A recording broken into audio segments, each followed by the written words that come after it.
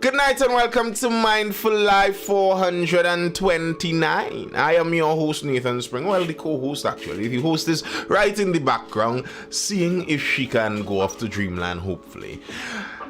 Welcome, welcome, welcome. It is currently the 10th, what am I saying? The 5th of the 9th. Wrong number I saw there.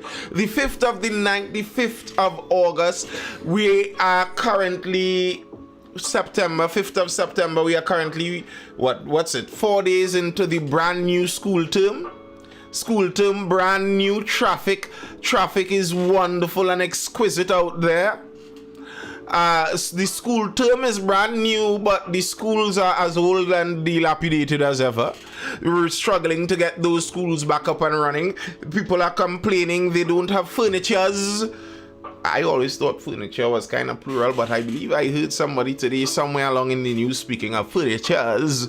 They don't have furnitures for the schools.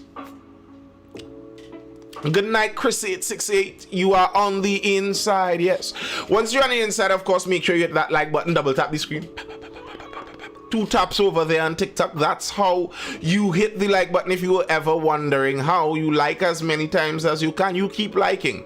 Keep liking, sending those likes up. It tells the algorithm, hey, this is good stuff. Send it out to more people. If you're viewing this on YouTube, it's the same thing too. Hit that like button. The like button likes your presence over there also just as much. It's just as enjoyable to click that like button over on YouTube too. It's just, I don't think you can hit it as many times, maybe not, but still like it. And if you are viewing this on repeat, make sure to hit that like button also. I stream these live, but they can also be found on YouTube. Nathan Springer over there on YouTube. If you are not yet subscribed, if you are looking at this on YouTube, you must be subscribed, but just in case you are not, make sure you hit that subscribe button. And if you know someone would like this content, share this to them. Hey, taking this stuff, some long content, but interesting stuff nonetheless. Brand new school term, old time excuses. Yeah, bro. I was hearing our minister was saying that, you know, the schools are old. They are old, they are dilapidated, they are hard to maintain because of some of these things. And while I do understand that and agree, we do have old schools that are hard to maintain, we always knew the age of the schools. It's not like the schools became 60 years overnight. They took 60 years to become 60 years. You know, that's generally how time rolls. It takes 60 years for a school to be 60 years old.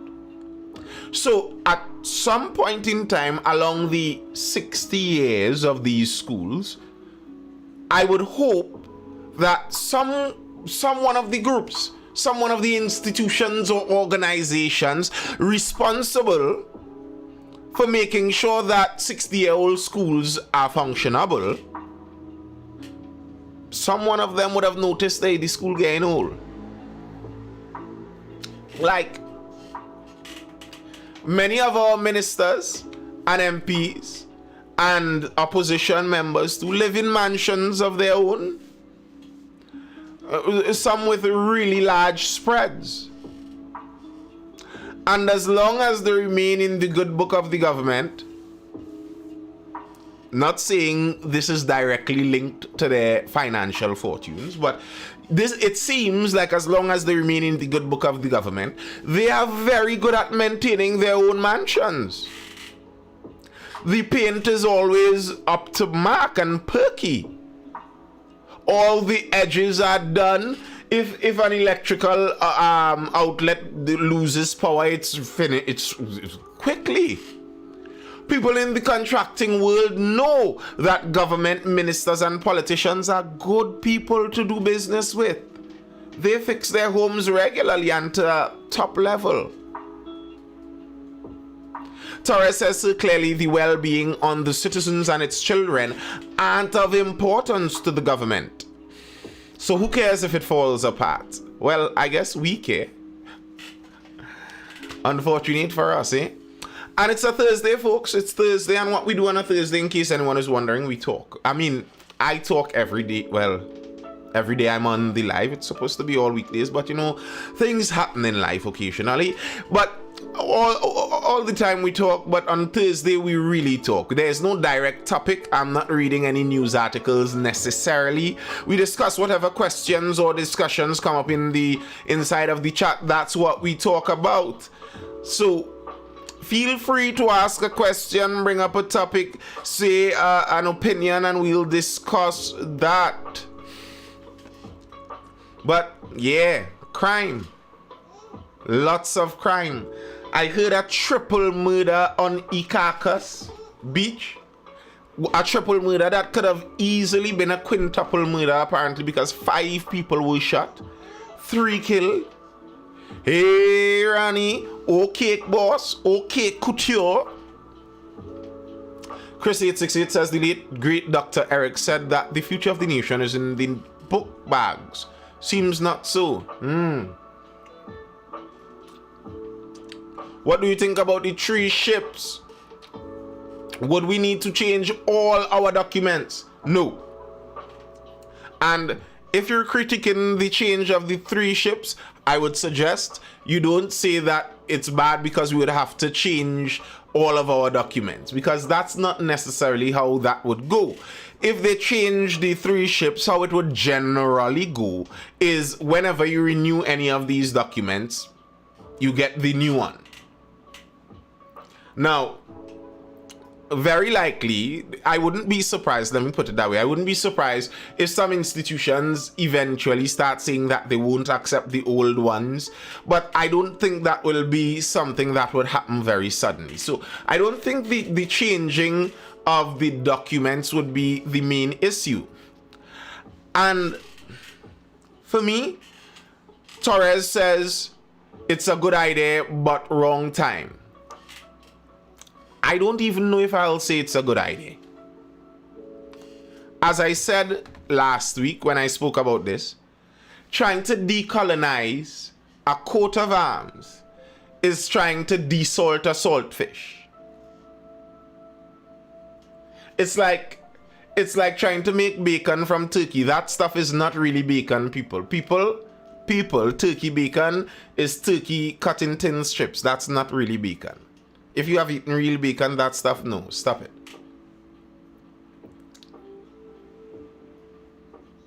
Chris868 says, so spending money on changing 3 ships is right at this time. Fix the schools, fix the roads. The government is doing all it can, and we, the citizens, isn't ever appreciative of their efforts. What? Dream Chaser, are you being sarcastic with me here? You must be being sarcastic with me here, Dream Chaser. Dream Chaser, don't do me that. The government is doing all it can. Well, here's the thing, if you really believe that, then we are in a scary place. If the government is doing all it can, and 70 people, 70,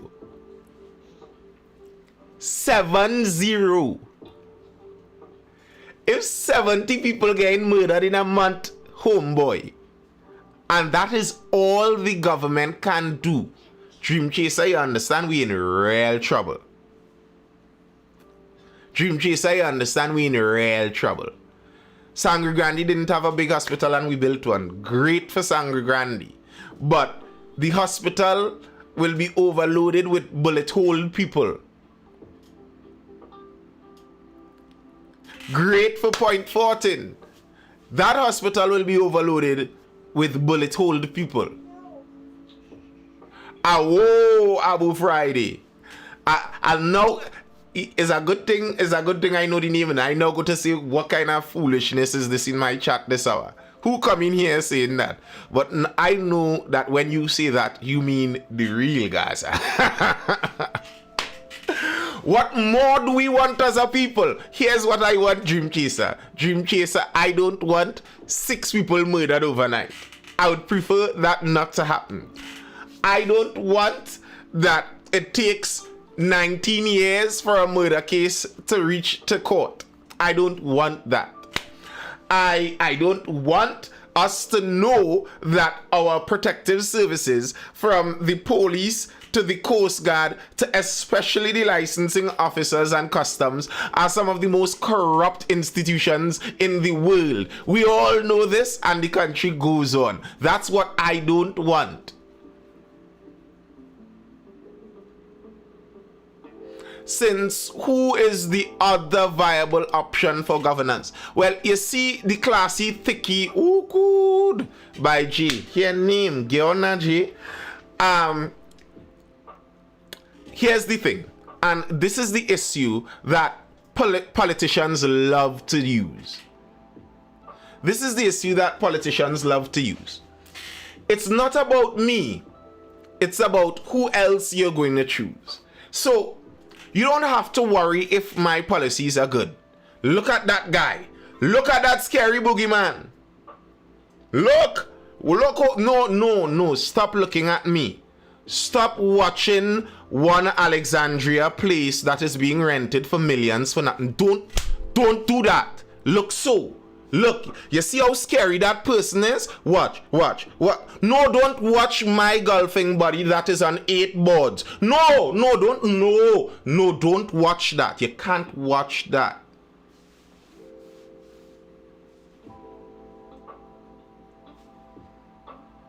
That's folly. The government can't always fix everything because we, the citizens, entertain all the lawbreakers. Listen, if the government is incapable of governing the citizens of the country that they are the government of, then they shouldn't be the government of that country. Is that controversial? What issues have we asked the government to fix? And we have complained about the fixing. Do you mean that when we ask the government to fix crime and they come to strip people the next week, that when we complain about that, we out of place, right? That's why. Because the government trying their best. That's the government trying their best, right? The government scraping down the road. That's the government trying their best. Because all of us have idiot mark on our head. All of us are clowns. We can't look out at the world and ascertain sense from foolishness. You know? They can urinate from the top floor of the Twin Towers onto us, and Dream Chaser, we must all rain. And we could smell it. We could smell it smelling like busy corner. And we must say, no, it's rain. What we doing here? The country is in the top 10 murder capitals of the world. And you're telling me, no, it's all on the citizens. No, don't blame the government. So then, how would we know when a government is doing good? If we can't look at results and judge the government's job, how would we know if a government is doing good or bad? How do we judge if a government is doing good or bad on Crime Dream Chaser and Thicky from previously? How? How would we know? How would we know? Yes, there are taller buildings, KP, but the top of the Twin Towers has a nice little alliteration going there. How would we know? When can we say the government is doing a bad job? When we break record murders, would that be the record murders? Would that be a good look to judge?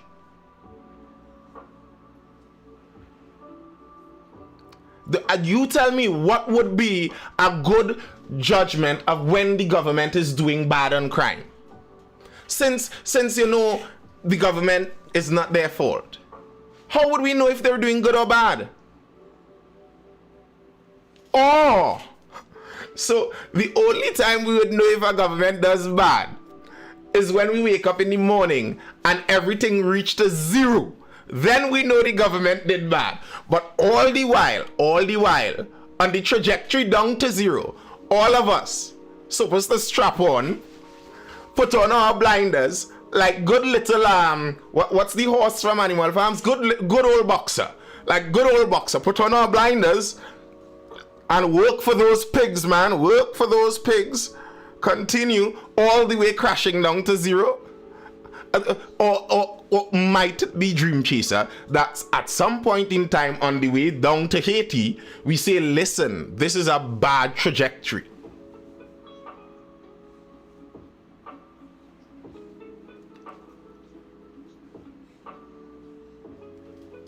All right, Dream Chaser.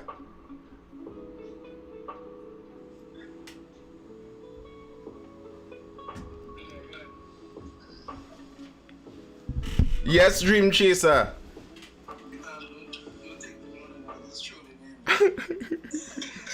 It have to be.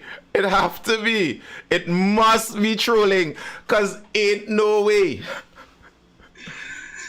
Don't take one. My sentiments. Yes, YouTube is up.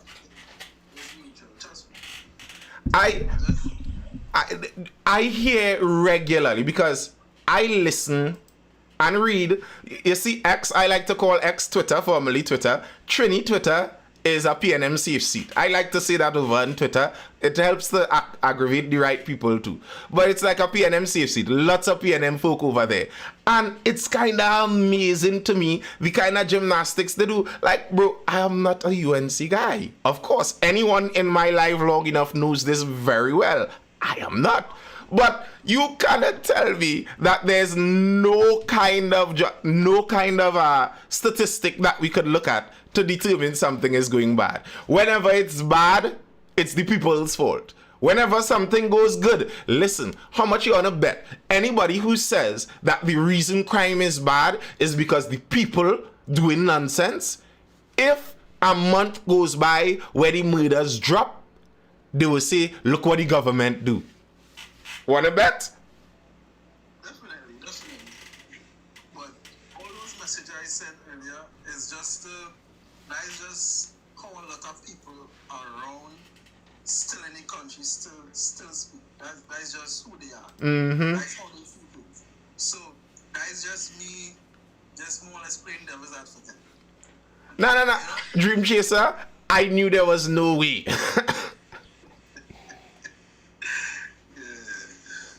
My sentiments and yours is the same. Trust me.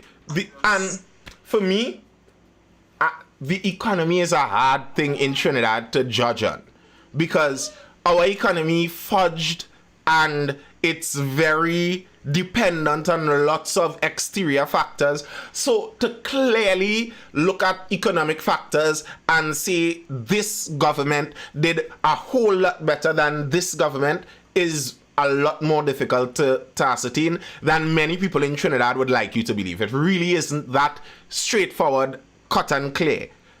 To me, I could see corruption. That's something that's more visible. And you see what's going on. But the crime is something you can also see. You can look at global standards and, okay, economically, if you compare ourselves economically, we actually aren't that bad. Trinidad isn't that bad economically. When people talk about we eating grass and da-da-da-da, no, that's not true. Trinidad is generally economically pretty good. I remember the Miss World we had talking about poverty in Trinidad and people starving and dying of starvation. And like, that's not our Trinidad really and truly. Anybody in Trinidad that has nothing to eat, tell them go apply for the food cards and stuff. There are lots of those things in Trinidad. We aren't at that kind of economic level. But crime, yeah, that legitimately bad. Legit, crime bad. Yeah, legit. The crime actually extremely out of hand. Like, extremely out of hand. Like, bro, you know, I any cricket fans out there, you ever like turn on a cricket match and the amount of six you start to see hitting, you're like, wait, these highlights I watching here, or you're trying to see exactly what you can't be hitting. It feel like this had to be highlights for the year. Sometimes when I open an app, I open social media this morning, this one, double murder, 5 shot, 3 wait, what? This had to be an accumulation for a couple months. Well, how you mean this is overnight in my little country? Nah. And here's a scary thought that always crosses my mind. And why I am a polite guy, I try to be a polite guy on the road. All these murderers out here on the roads, innit? That is the scary thing about it. And it's something that you always say over and over that, poverty doesn't create crime. Crime actually creates poverty. And I actually had a situation with that first hand today, right? Now, I'm an entrepreneur, I'm a business owner. Currently have a store stores all over the country, but one specifically in Port of Spain. And to be honest with you, it crossed my mind earlier today to just close down that store. Not that the store not doing good or at a loss, but the crime, it's stressful. It's stressful. Yeah, because remember, as a business owner, I wouldn't always be around. So today, an incident would have happened. It's like my staff now is like, nah, I can't work in that branch. So it's like, what to do? What to do now? Yeah. The crime stifles it, and that's the thing that aggravates me sometimes with the culture that hugs up crime and criminals and criminality. Like, I ain't no pro-government guy. I ain't super pro-police. I like to beat up on the police every now and again. But you can't love off on these criminals. These guys are cursing their communities, Yeah, occasionally they share some wealth and share some joy, and occasionally they try to keep the peace and that kind of thing a little small. But if they give 5, they probably take 500,000. I hate this new layout. Nah, I don't mind it. I don't mind it. I just a little tiny. But I wouldn't doubt that I could change it if I wanted. I just have no bother to do it.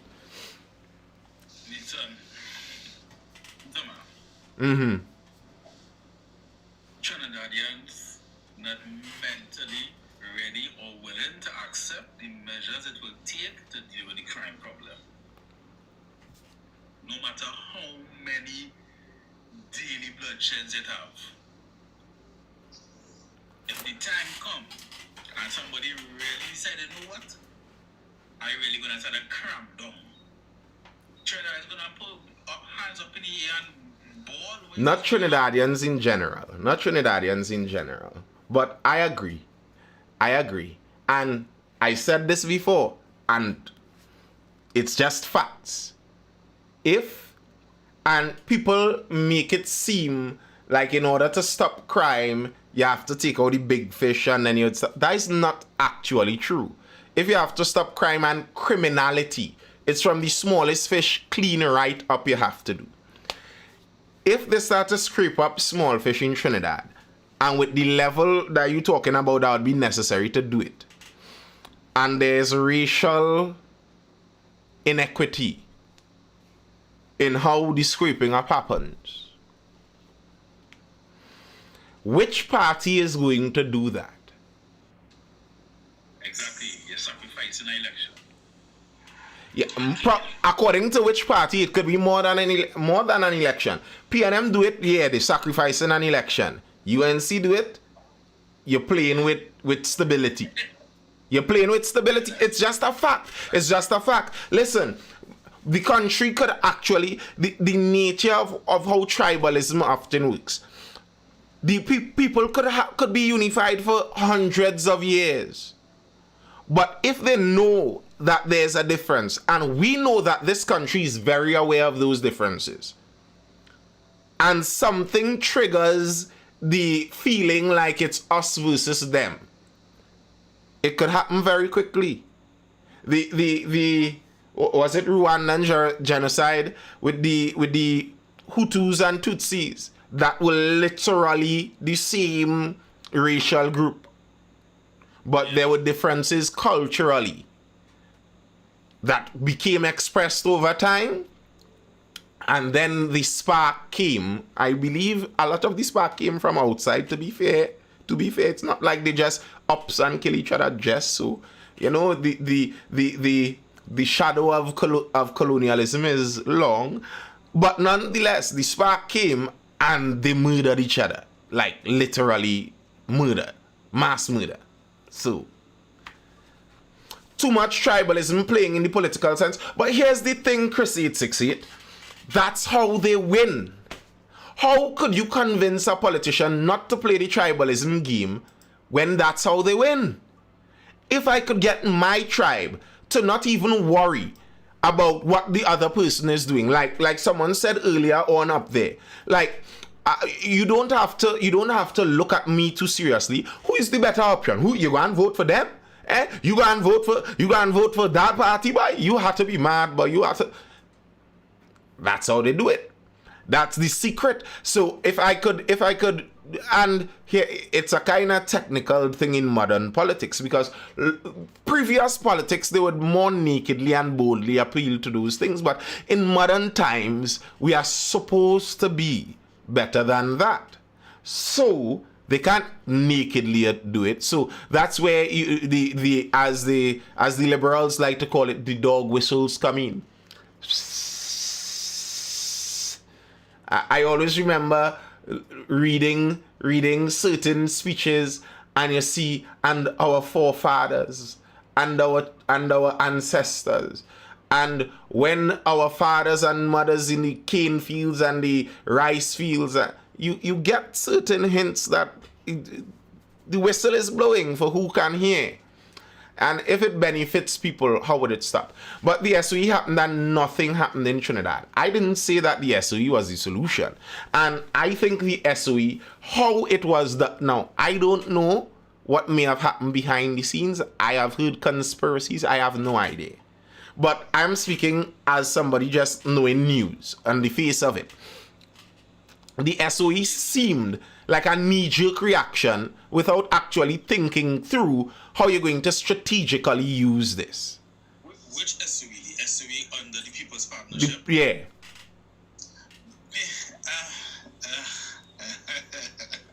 You see? I don't know that kind of knowing laugh that you laugh there. I don't know that laugh. All I know is they tell me that crime was bad, and they call a SOE to try and solve crime. And I knew it had a rumor about assassinating tanticams and that kind of stuff too. The people who were targeted for that SOE, it was mainly Muslim men, and mainly Muslim men of African descent.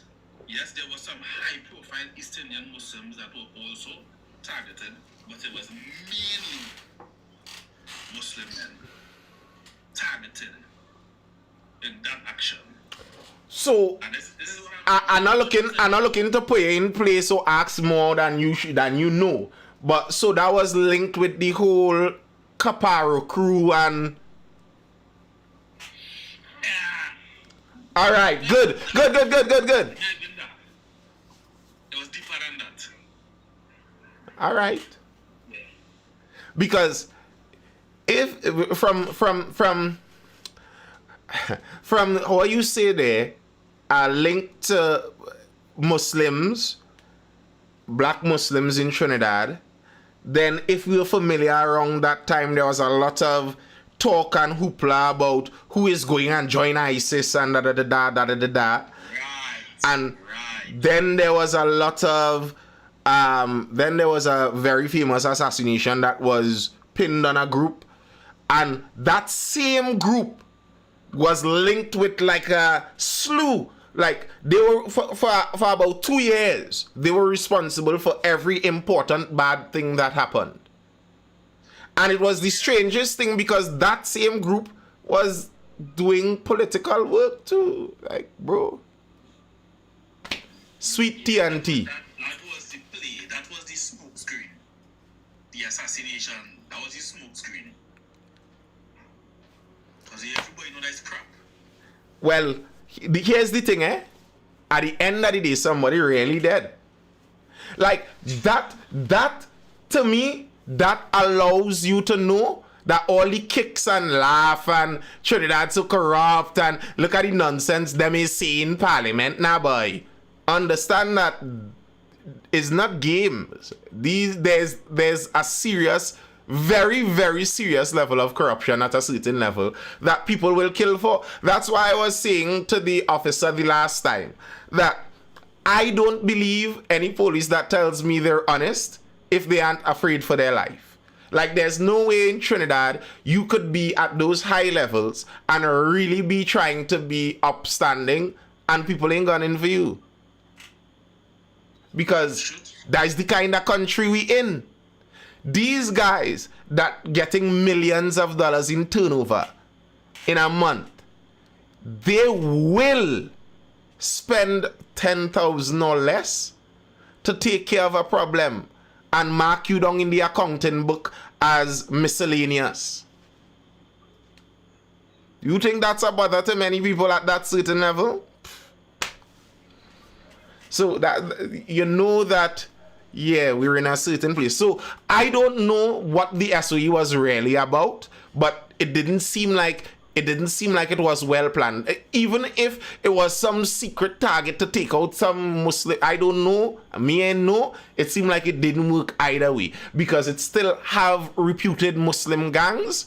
There was still reputed Muslim recruits to foreign associations. So what did it stop? What did it solve? I don't know. I remember, was it around that time the community leader from East Port of Spain was hit on the highway? No, it's long before that. All right. Long before that. But, yeah, right. Right? The level of corruption you're talking about, right? Mm-hmm. You giving like no hope for crime to ever be fixed. Listen to what I'm saying. Mm-hmm.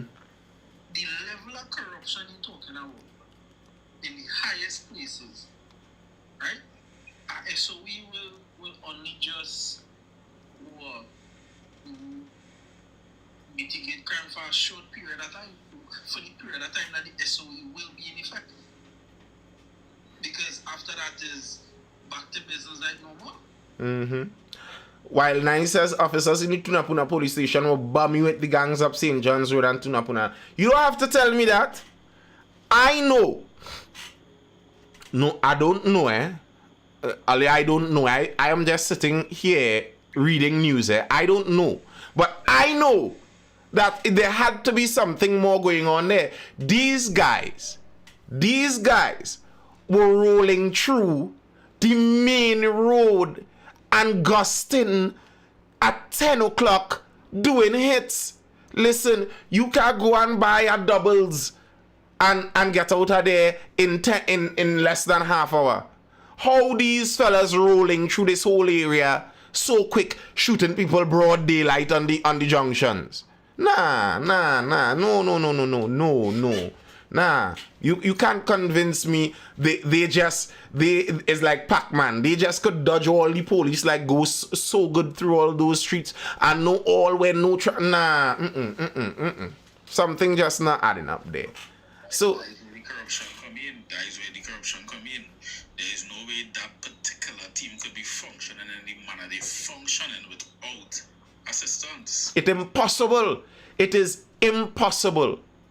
No, nobody has to tell me deep inside information. I don't know deep inside information, but you could look at the evidence and know that if you see a massive tree growing out and you see a little cup here and they say that's where it planted in, you know you have to go and look under the cup or something else is going on. The evidence doesn't line up with what they're trying to get us to believe.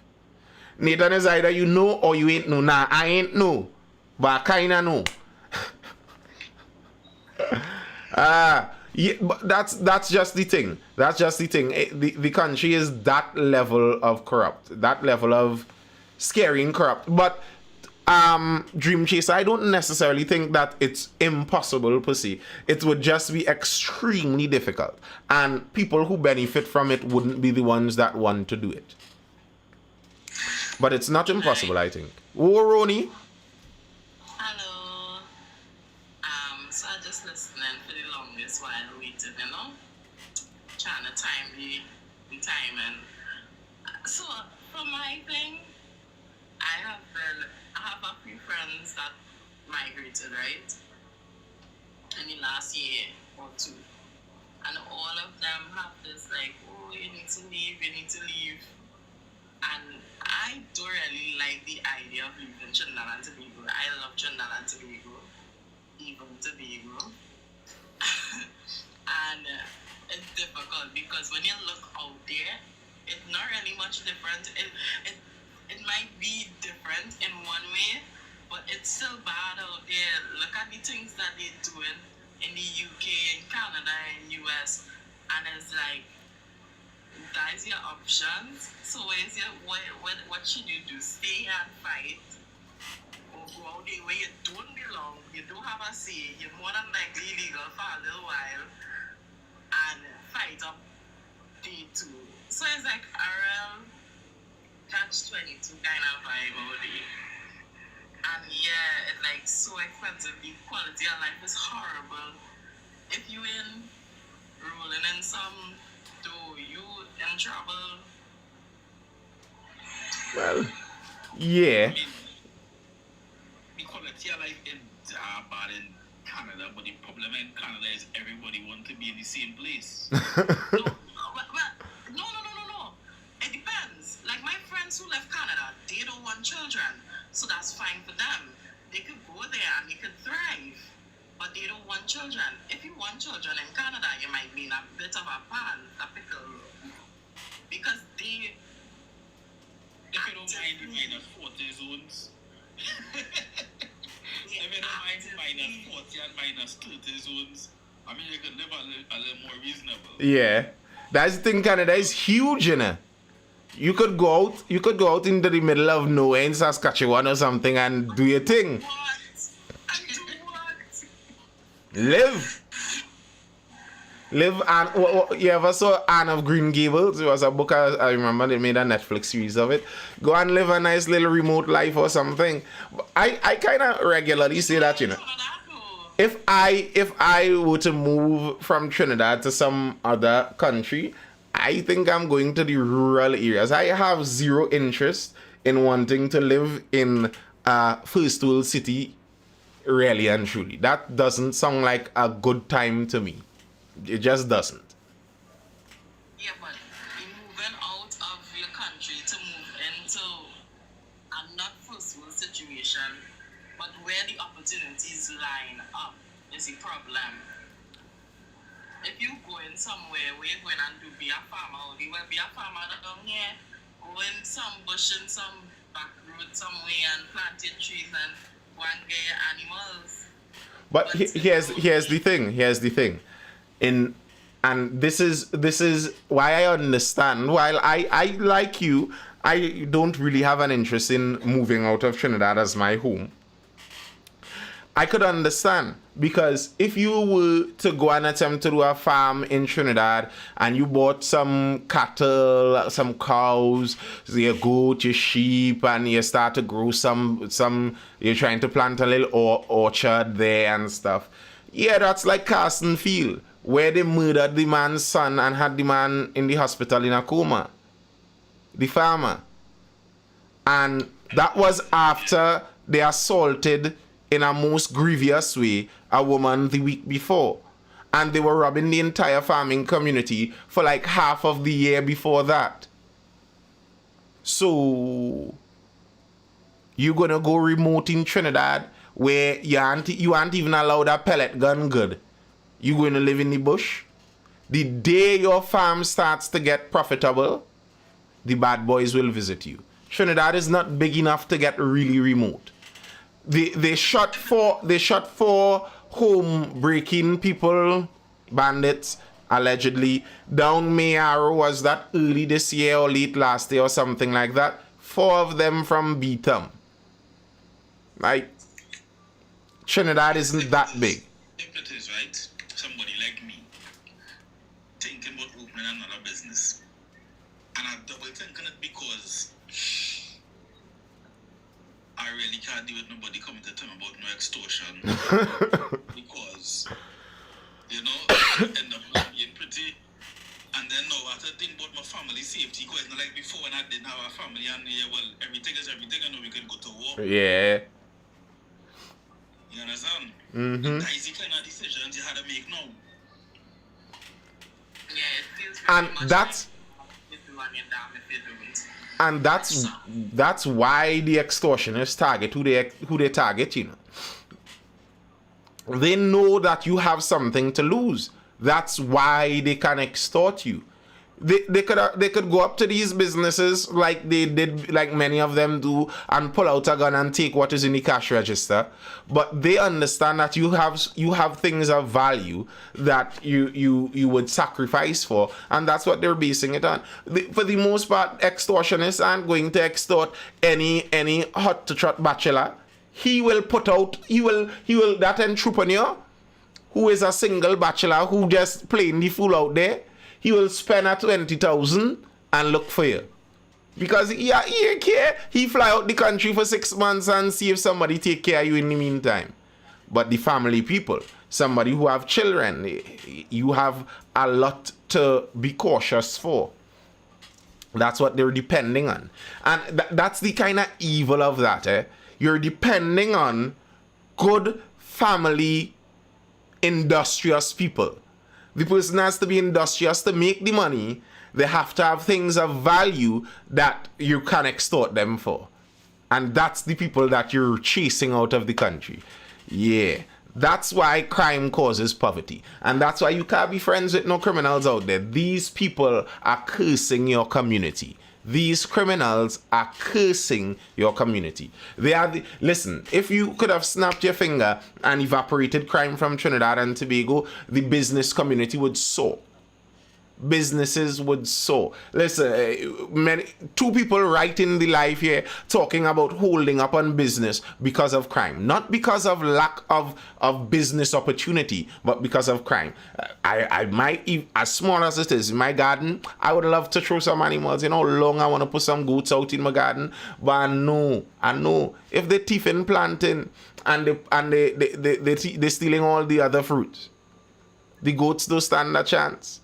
And I know it will hurt me if I buy some goats, put them there, watch my goats grow, and then I don't see my goats again. Billy gone. When did somebody cows just recently? Yeah, bro. Listen, and these people so dirty. They were cutting off parts of the living cows. You understand what I'm saying? You going and driving and seeing a cow bleeding out at the side of the road with its legs off. Like that is the kind of wicked levels. That is the kind of wicked levels. They go through someone little pepper plantation, they thief out the good pepper and trample all the trees and mash up the young peppers. Something wrong. That's why I'm saying they are cursing their communities. They will bring their communities into a death spiral. That's why they could steal $1 billion out of Valsane and wherever else they want to go and bring it back into their communities, and those communities will never rise. They will always remain down at the bottom as long as that level of criminality remains there. It cannot rise. The money isn't going to change it. No amount of money will fix that. The criminality has to finish. They were hungry. We have to empathize with them. Nah, I know you're being facetious, but I don't buy that, because I hate the idea that poor people are immoral, because it's not true. Poverty don't make you immoral. Some of the most moral people that ever existed were some of the poorest people. There are poor people out there who, if they had nothing to eat and all they saw in front of them was a bread that belonged to someone else, they would starve. There are people like that out there. It's not poverty that is the problem. And those ideas are ridiculous. Those are the kind of ideas that allow politicians to fool people into thinking they are good people. Because they are wealthy, they are educated, that means they must be good. No, you are mistaking your adjectives. That's not what good means. But where's these senators? What these senators is really? Where's them going? Good question. Real good question. Yeah. Remember, was it last week, Tuesday, I think it was, yeah, where we were talking about the law and the legal side and what the law is supposed to be and how things are supposed to function. And the Westminster system, I was saying, I believe, was created and suited for Britain. We took it wholesale, and I don't think it's created and suited for Trinidad. The Senate is just the lower house part 2. It's the government choose their people, the opposition choose their people, and the government people vote just like the MPs, and the opposition people vote just like their MPs too. There's nearly no real difference. You could have gotten the same people from downstairs to go upstairs and do the same thing. So it's kinda the same idea. The idea was supposed to be like in Britain. The idea was supposed to be that on the MP side you have the democratic line of governance, where you have the people's view, the view of each district, each constituency, and their view can be said in Parliament. But then on the Senate side, that's supposed to be like your council of elders, if you will. You have your lords, people who have status in society, people who have reason for this society to continue for a very long time. You understand? People with stature in society, so that they are the balancing force on the republic, on the democratic republican idea of the members of parliament. You don't just have the members of parliament who get voted in every other day. You don't have them making all the decisions that they could do and change things radically. No. You have a balancing body there to balance it all. Problem being, Trinidad and Tobago, that's not how it functions. Party run things. That is what's going on. It wasn't supposed to be that way. But we took their system and our culture, formed over their system and created what we have here. Winner takes all, because it's party politics primarily, and so the ruling party has a lot of power, and what the leader of the ruling party says basically goes. Yeah, it's a difficult thing in a way, because power has a natural way that it coagulates. Power coalesces. Power pulls power to itself. So, like even in the US system, their idea originally was their president was supposed to have very little power. Their president wasn't supposed to be the most powerful person, really and truly. Their president was supposed to be there for wars and etc. if something like that happened. But the general money, the everyday spending, was supposed to be the Congress. That's the group of people that are voted for by all the, well, not all back then, but voted for. And then they had the Senate that was not a popular vote like it is now in the US. That was supposed to be the same idea. They had a Senate that was supposed to be a council of elders kind of idea, where originally I believe the US Senate was formed by state governments. So it's not that the people of the state voted, no. The government of the state, as in the state senators, I believe, would select a senator to send up as their representative. So it's like the local government votes and selects a senator for the constituency, and that's who the senator is for that region. That's how it was. They changed it at some point in the 20th century, and I believe their senators are just voted for just like a president now. But that wasn't even their original idea. And the reason for that was the balancing act. You're trying to balance the power. You might wonder, why would you want a council of elders where you have all of these people who have a favorable place in society? So are you just giving those people with white privilege and wealth privilege, you're giving them more stuff? Yes. And the reason is you're trying to balance the forces of power. The people that have the money and resources are going to have the power either way. You're trying to put them in a place where they are working to balance the power of those that are voted in place. And then they are working to balance the power of the person who has all the military power. And all of those try to balance off each other, and then you have the judiciary and all of that. But in Trinidad, as well as many other places, the power of all of those, they come closer and closer and closer and closer and form a stronger and a stronger power unit. That's generally what happens. When a government keeps passing more and more laws, each law passed basically gives the government more power.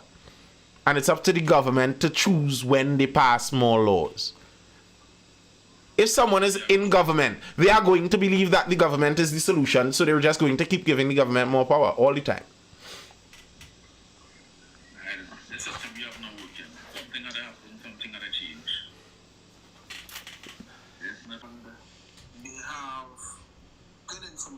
On their gang, but they themselves is a top member of the gang.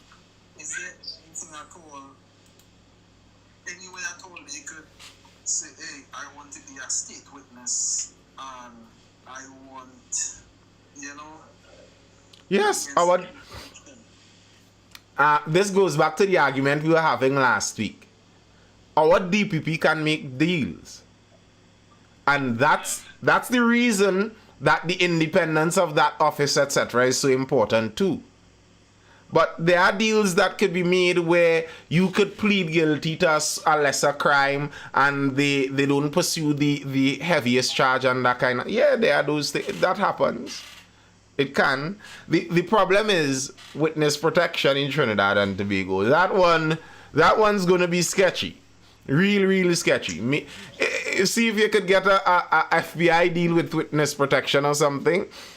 Maybe see if you could get them doing some crime in US dollars and go be a witness to some one of the US federal agencies and see if they could place you in a corner in Oklahoma or something like that. But if you think one of them police house in Dago going to keep you safe, you're wrong. If you witness a crime and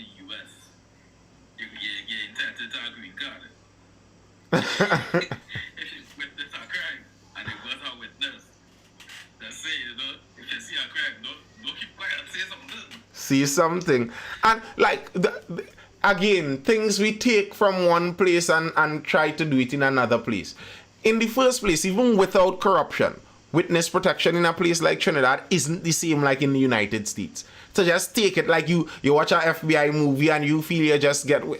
They have thousands of miles, many different states that have their own separate government that could be more insular. Those are things that are much more possible. Trinidad and Tobago, we have one police service, one main government, we are one country, one republic. You think if the DPP wants to get you as a witness out of Trinidad and out of the region, they can't? They couldn't? They choose not to. Here's the thing. They could. You're right, they could. But I am pretty certain they will say they can't.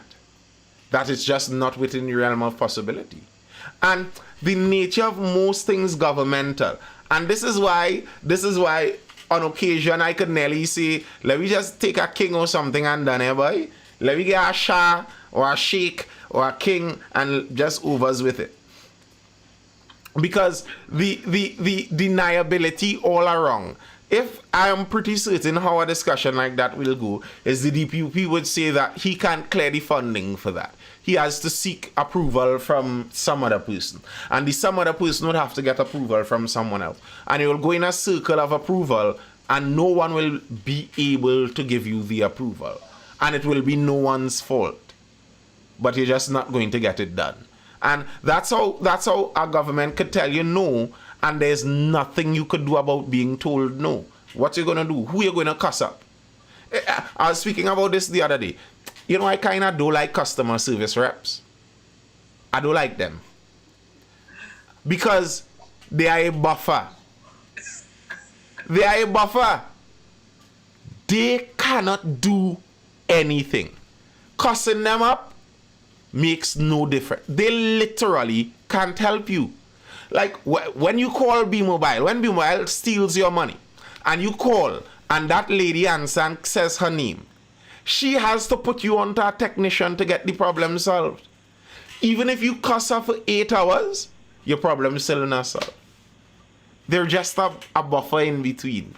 So you could get as angry as you want. You could make your case as concisely as you can, and nothing to be done. The police act as the customer service rep for the government too. They put a buffer between the government and you. So someone in parliament could say some flowery speech about privacy and bandits, and we need to watch out for that. And police come to steal your money for a screen protecting your baby from the sun. And they tell you, well, there's none on me. You can't cuss the police because he didn't write the law. You're a CSR, you're a customer service rep. They aggravate me. They do.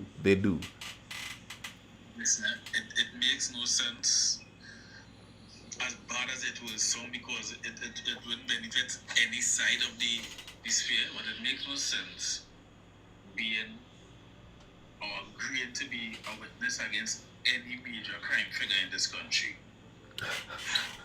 It makes no sense, because here them hot one show, if it's not you, it's your family.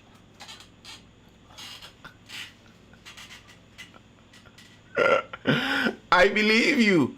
That is the sad part. I fully believe you. And here's the problem. Abu, here's the issue. If I do good, so I go there and I sit and I tell your honor and I lay out the whole thing, and the attorney watchman, case made, guilty. And this man gone in prison and have a phone. But my goose cook.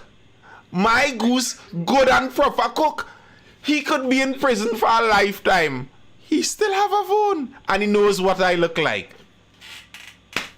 How this working? How? On an island like this, come on, it makes no sense. Bro, he in prison. The next weekend, I gone down by the savannah. I finally out of witness protection. I buy a corn soup. I buy a little balloon for my daughter. I smiling with my family, man. And I get a little message out my phone, and I see a picture of me and my family by the corn soup, man. You know all the blood. You even get shoot yet, but all the blood done drain from your body. You're cold. You turn cold. But remember, they were sending pictures to prison officers of their family, you know. What a man supposed to do? Bro, if a man inside the prison sending you pictures of your family, what you going to do? Put him in jail? You go and be a state witness again? to do what? To get him under the prison, hopefully. What are they going to do? Change cells? And if the prison's so corrupt, he could have gotten a phone the first time. If they charge him for another crime, what? They're going to stop him from getting the phone this time? Give me a chance. How? And I gave him all them things telling you soon. I know just giving me no hope. I have no hope. at this point in time. But that's I've said this before. In a country like ours, that's why I really don't like the line that you were talking at the start there, where it's the people's fault. I don't like that. I don't like that line of reasoning. Because in a country that has reached our state, it really isn't. You cannot reasonably expect the residents of any one of those East Port of Spain communities to rise up and throw out the gangsters. That's not going to happen because it cannot happen. What you need is El Salvador. You need someone that is willing to send in maybe even the military and clear out everyone. And then when you have the stragglers of criminals left, where the hold of which is the strongest gang in the community is known without a doubt to be the police, then people will tell the police. But if the strongest gang in my community is not the police, why am I going to talk to them? I want to die? I don't like my family or something? So it's not on the people, but I wouldn't say it's impossible like that. It's just that those who have the ability to do it are not very interested in such. One of the problems you would encounter with the El Salvador method is correctly identifying the criminals, or the gang members. Because one of the methods they use in El Salvador is because Tattoos. the gangs out there like tattoos. So they're using the tattoos to identify gang members. You know? But in Trinidad, here's the thing. And it's not a very big secret. Most of those fellas on Instagram and TikTok, Well, I was about to say that. those fellas have, and their profiles might be private, but if you have a tech team, you will figure those things out. You will access and you will get a picture. If we wanted to, that's what I mean. And all of their profiles have some series of numbers at the end. If we wanted to, there are ways to El Salvador the thing. It's just, you know. The What? National Security has Pegasus software. They can get anything they want. Yeah. There's not the willpower to do that. And listen, I believe in Trinidad and Tobago, if we had a leadership that gave the order to our regiment to run in, they will run in. I believe that. You believe that, Abu? Of course, I mean, you have a whole set of youth men, they shit up and doing nothing, you know. They will gladly run in. You gotta tell them twice. So it's about actually having the willpower to do that level. And that's This is why I've said before, Nathan, this is why I've said before, me as a high-ranking member of the army, right? mm-hmm. Who could give orders? You are telling me, I don't know the bureaucracy about it. But I think the army is supposed to be an independent entity. But anyway, you're telling me that we have regular regiment, we have all these special forces men. These men will be sending all over the globe to train with all kind of people. Little Trinidad and Tobago is doing that. You telling me I can send out a team and dox everything, black out everything after, and take out whoever Yes. wanna take out? You think Yes, I can do that? they can, but they won't. But Abu, Abu, In Trinidad and Tobago, we have a lot of lawyers that will gladly defend these criminals and talk about Are you how. talking about arresting or you mean not arresting? No, you're not talking about arresting, but you're talking about doing things that could be deemed unconstitutional. but here's the thing, Here's the thing. That's what I mean with willpower. You know, a government could come in and say, burn the whole constitution. Okay, and the freedom chambers will say otherwise. And what will they do? Do they have a military? Here are some examples, prime of that. El Salvador, what he did was against their constitution, and the court said no, and he fired them, got rid of them. And he said that as a free nation, we have a right to decide how we're going to live, and we are not going to live with this pestilence. And went ahead. Honduras right now, Honduras is being sued for like a third of their GDP. Peter Thiel and some of those Silicon Valley billionaires are suing the country because they had a contract with the country to build a city. They're building a private city out in Honduras. And the country changed governments to one of those leftist socialist governments, and the government is now on anti-colonialism and decolonization, and they're saying these foreigners are attempting to recolonize us, so we don't want them anymore, and they're reneging on the contract. They say that fire burn the law. The government signed the contract with the people. New government come in and say burn that. So those things could happen. Listen. And I am not saying this should happen. By no means I am saying this. But there are governments that will come in, and if you file a brief, they arrest you and your entire chamber, because we have declared that this group are an enemy of the state. So we aren't treating them like civilians who broke the law. We're treating them like enemy combatants. This is military here. If you attempt to help them, we are arresting you on treason. And all those lawyers, they aren't doing that out of the goodness of their heart, you know. They're doing it for money. If it looked like it have more trouble than money, it done. Yeah, but They did it to stop happiness. What are their highest points? Because we don't have our highest point. You're not understanding what I'm saying. All of that is ink on paper, you know. That is ink on paper. That is something that all of us pretend like a theater that we accept these 8 men sitting in England as having. That is all theater.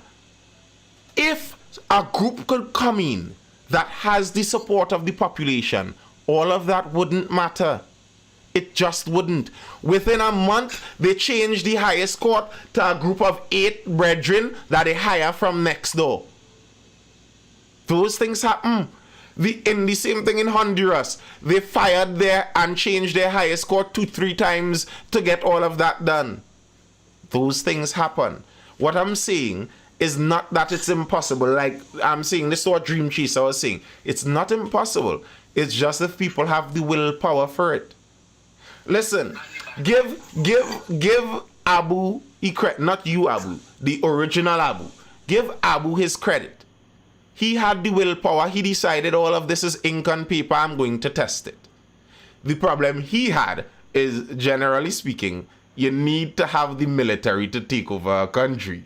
That's how it generally goes. Tough for him on that. Well, good for us on that. But be that as it may, he showed that. That was the idea that he's showing.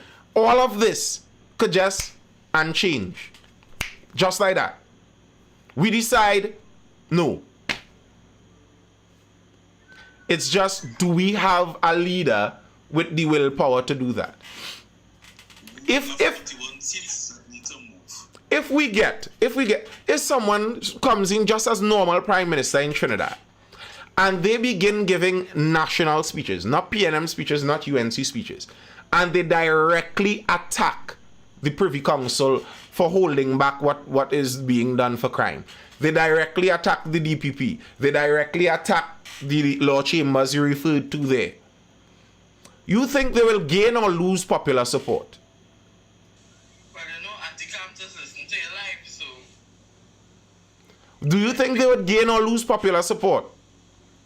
They will gain support. They will gain so much popular support, they will start to scare the United States. That's who you would have to worry about if you start to do those things. Yeah, it's not that it's impossible on the Trinidad. Barbecue in Haiti, he and a group of scallywags decide, hey, we don't like this, and it done. They wrap up the whole thing. Now they negotiating with UN like they are country. A man named Barbecue. I thought you dead. How? How he dead? They have to go in and get rid of him, innit?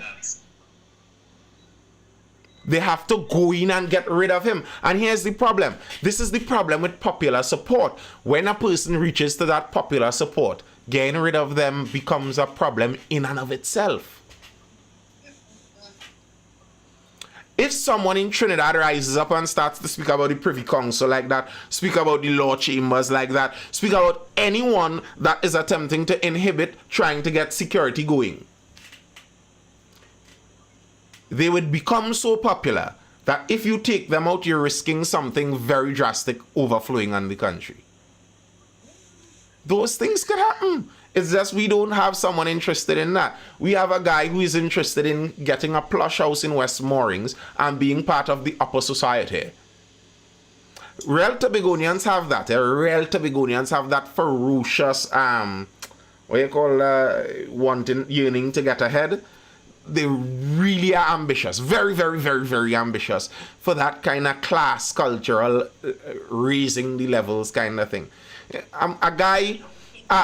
listen, a chocolate brown man from Tobago living Goodwood Park up on the hill tells you something about his character. Does it not? But that's what I'm saying. The only deciding factor in Tobago is not race, it has to be class. But we is all the same race, so how we got to separate each other, man? So that he doesn't have interest in rising as a populist leader and shouting from the stage against all of those institutions that are inhibiting what may need to be an extreme decision. That's not his role. He doesn't have interest in that. And the nature of the PNM party, nobody coming through the ranks will be of that nature, because that's not who the PNM grooms to rise through the ranks. Do we have any politician like that? No. The closest might be one of the scariest. If he were to go down that road, Watson Duke. As soon as the country money done, he goes. Good night, Tubal. What's up, bro? I'm good. We're just discussing various things. We're discussing solutions to the crime and all of that. You need a man like Ibim, Terrari, Ibim, Bikini of Faso. You need a man like him. Ibrahim Traore. Terrari, I mean, sorry. You need a guy like he. Trinidad wouldn't accept that too well. Wait. That's Chad or Sudan or one of those? Some one of those Sahel countries? Burkina Faso. Right. He was the one who kicked out all the French and those and stuff. Yes. Right. He's a revolution. He revolutionized And Africa, revolutionizing Africa. here's the thing for me. How I will judge a lot of those things, and I don't know, because the information coming out could be clouded if he controls all the information and all of that. And then the information you get from some of the international news would be on their own beat. But how I would judge that is how the people of the country see it. If this is what the people of the country want, and that's what I'm talking about. Listen, I am 100% certain all of those countries had laws defining where their gold is supposed to be. Mali have some of the biggest deposits of gold. France, they have no gold, but France have the 4th highest gold reserve, and Mali has none. How do those things happen? Laws. It's probably illegal for you to keep your gold.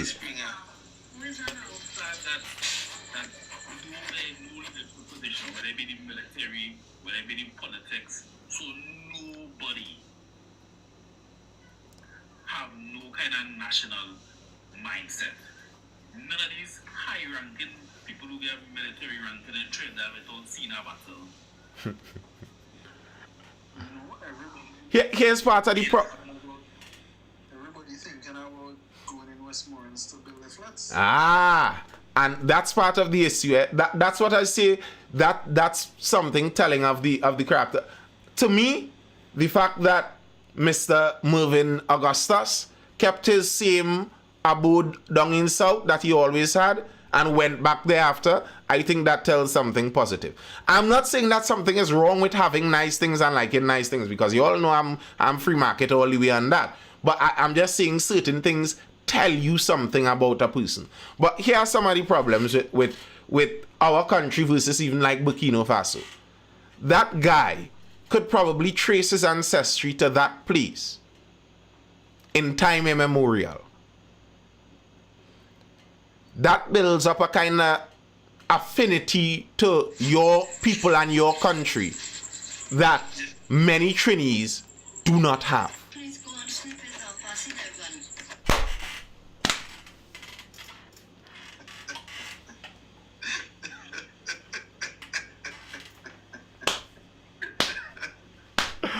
But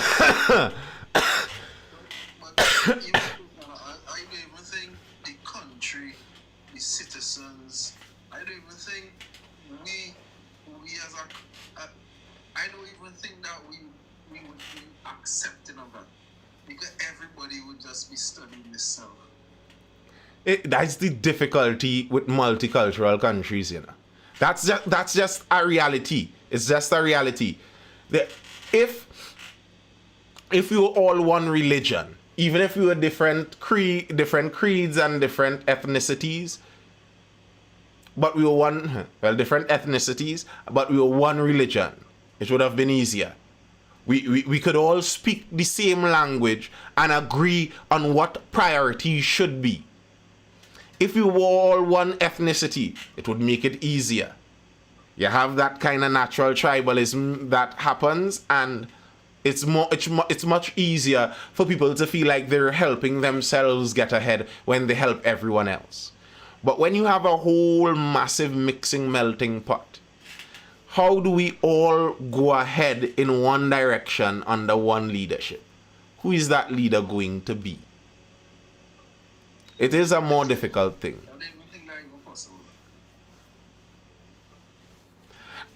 It's not that I don't think it's possible. I think it is. Because I do think there's an angle that you could talk to Trinis on where you could kindle the Trini national spirit, because there is a Trini national spirit that does transcend racial and religious boundaries.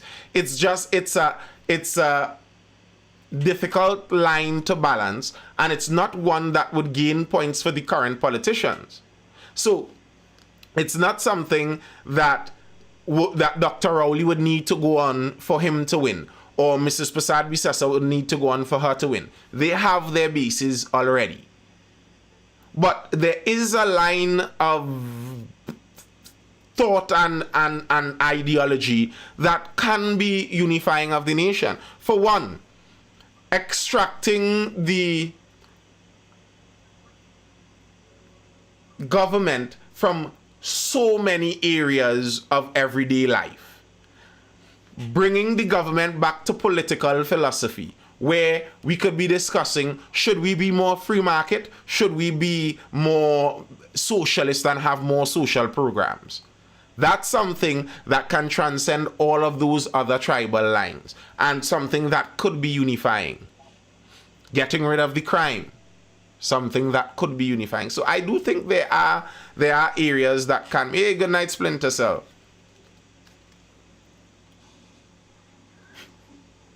Night Tie 6, what do you think about Kamala? Because, oh gosh. All right, Florida man, oh gosh.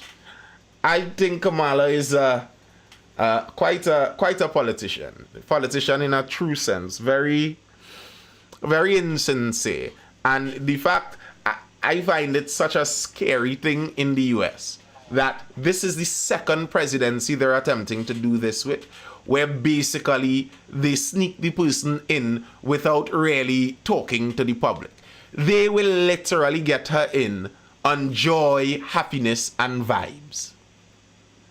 Listen, some people on the internet, I am not saying me, some people on the internet are saying this is the reason they don't want women to vote. Because if you look at the demographics of voting in the United States, women taking it on one side heavily. And all this person is promoting is just joy, vibes, good vibes. There's no way to tell which direction the person is really serious about. So that's a scary thing to me. That's a scary thing. No, yes, Ronnie? It's not, I wouldn't say women alone, but I think a lot of young people with no dog in the fight, they lean into her. No, sis. It's literally... no, sis. It's single women. They have graphs. If all single men alone voted, I think Trump wins all but 2 states. Only California and New York. If all married men voted, he wins every single thing. If all married women voted, he wins every single thing. Trump. Yeah, so if all single unmarried women vote, he wins not a thing. Kamala sweeps it all. So it's clear who supports who. Oh gosh. Yes, with men. It's just the fact.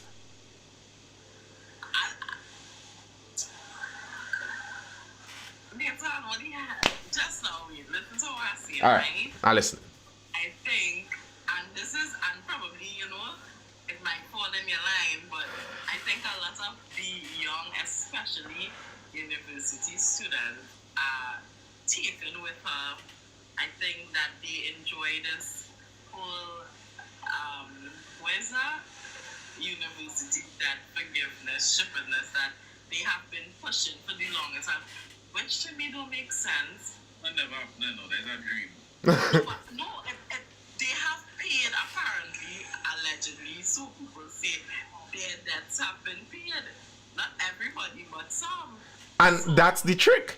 That's obviously the trick. They can pay some, but that's such a crazily dishonest, insane thing to do on your economy, eh?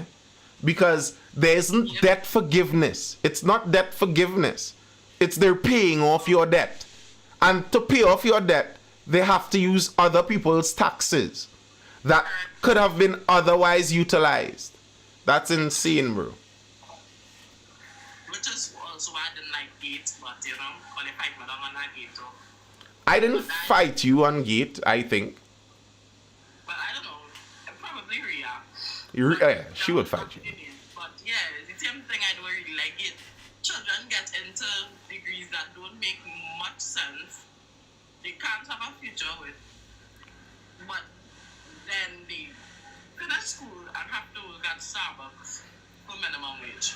The thing with Gate is Gate comes back, There are people that found that out the hard way. Gate comes back for their money, So in that sense, Gate was a loan program from the government. So part of my main issue with Gate is the incentive structure. The incentive structure of free college is a bad incentive structure.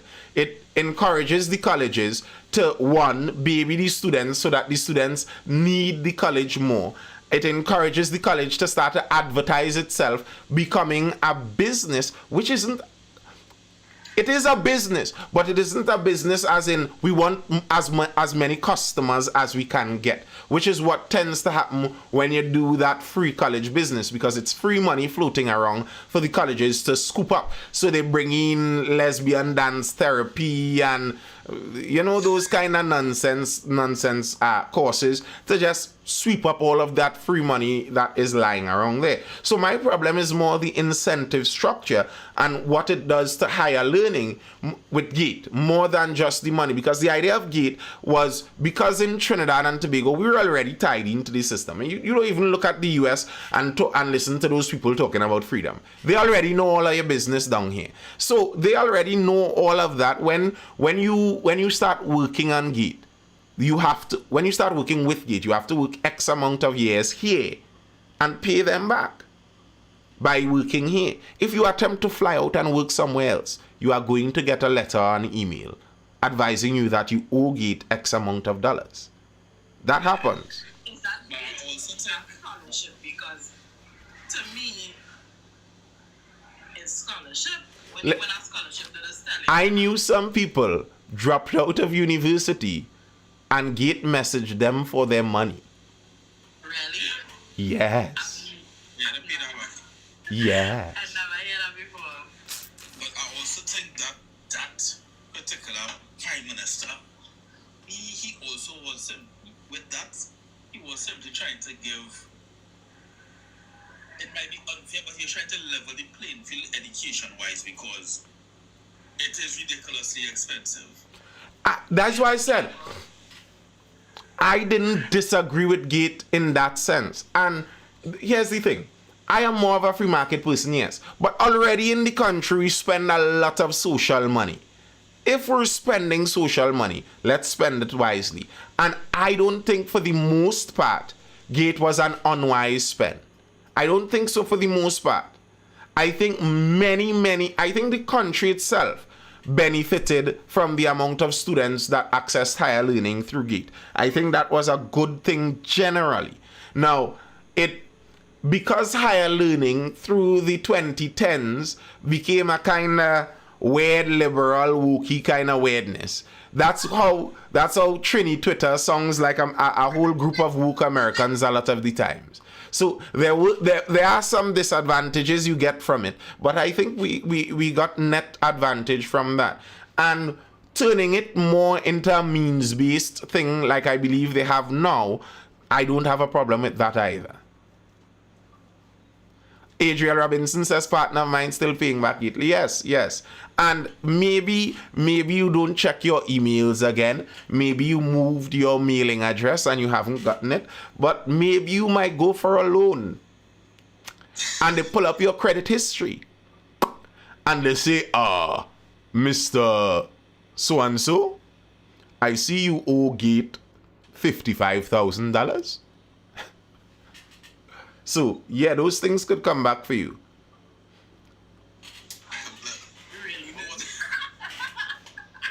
Ronnie, is a nervous laugher here and there, Ronnie? No, this why I'm laughing, right? I had a girlfriend of mine that I know, and she get caught up in the life of she was a sheltered girlie.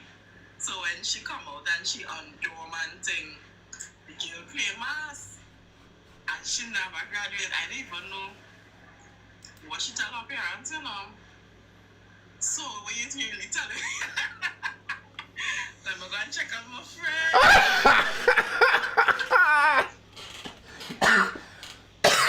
friend.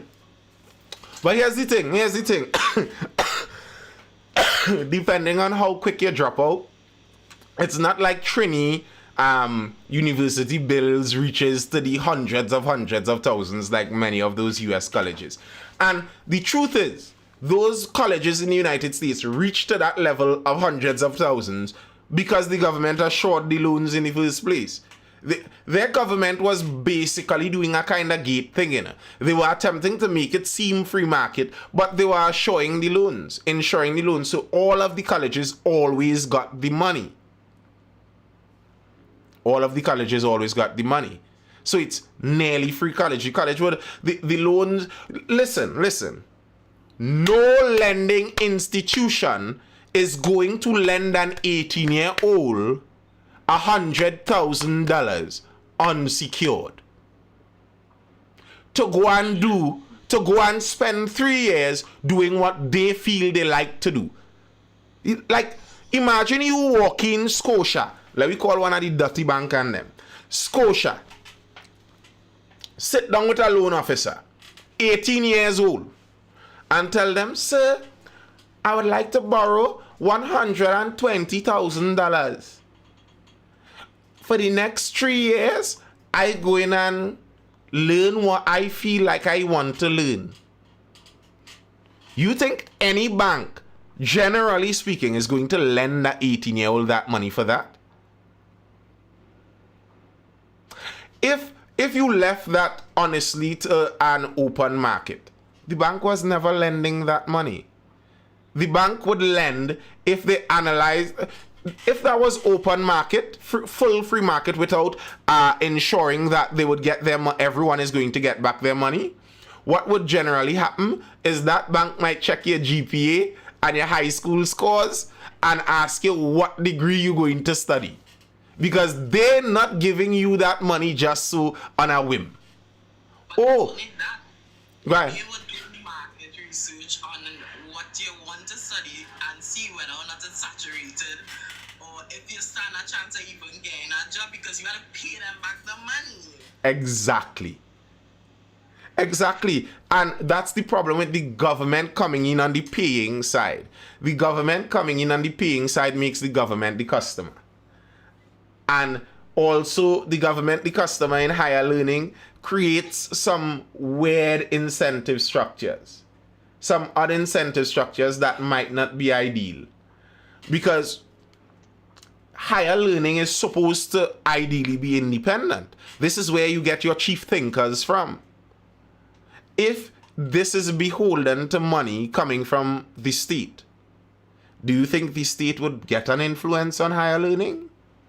Obviously.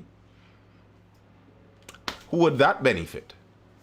But as you say, not even Island Finance giving you that money, nobody giving you that money. That's a horrible business prospect that you're bringing for a bank. No bank is going to watch an 18-year-old and lend them $100,000 on a whim like that. It's just not going to happen. It's not. Let me ask you something on the same election situation. Yeah, listening. So, Go ahead, I'm listening. yeah. So I seen Mr. Trump. He talking on Venezuela oil in ownership terms. It's like he say like we can go get the oil, it's like, he have ownership and a deed for the oil already. So what does that say for if Trump wins? What kind of predicament that put in Trinidad in? Concerning that's the oil and gas field. Because he talking like he own the oil field, like he say we go invade that is we own. I don't think Trump goes for it. And it's not because I think he might be a better candidate. It's not that.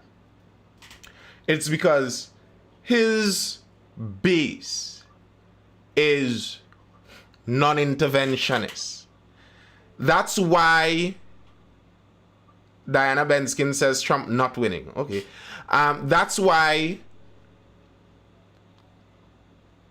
there's a falling out in the Republican Party between the neoconservatives and that MAGA group, Make America Great Again group. They are much less interventionist.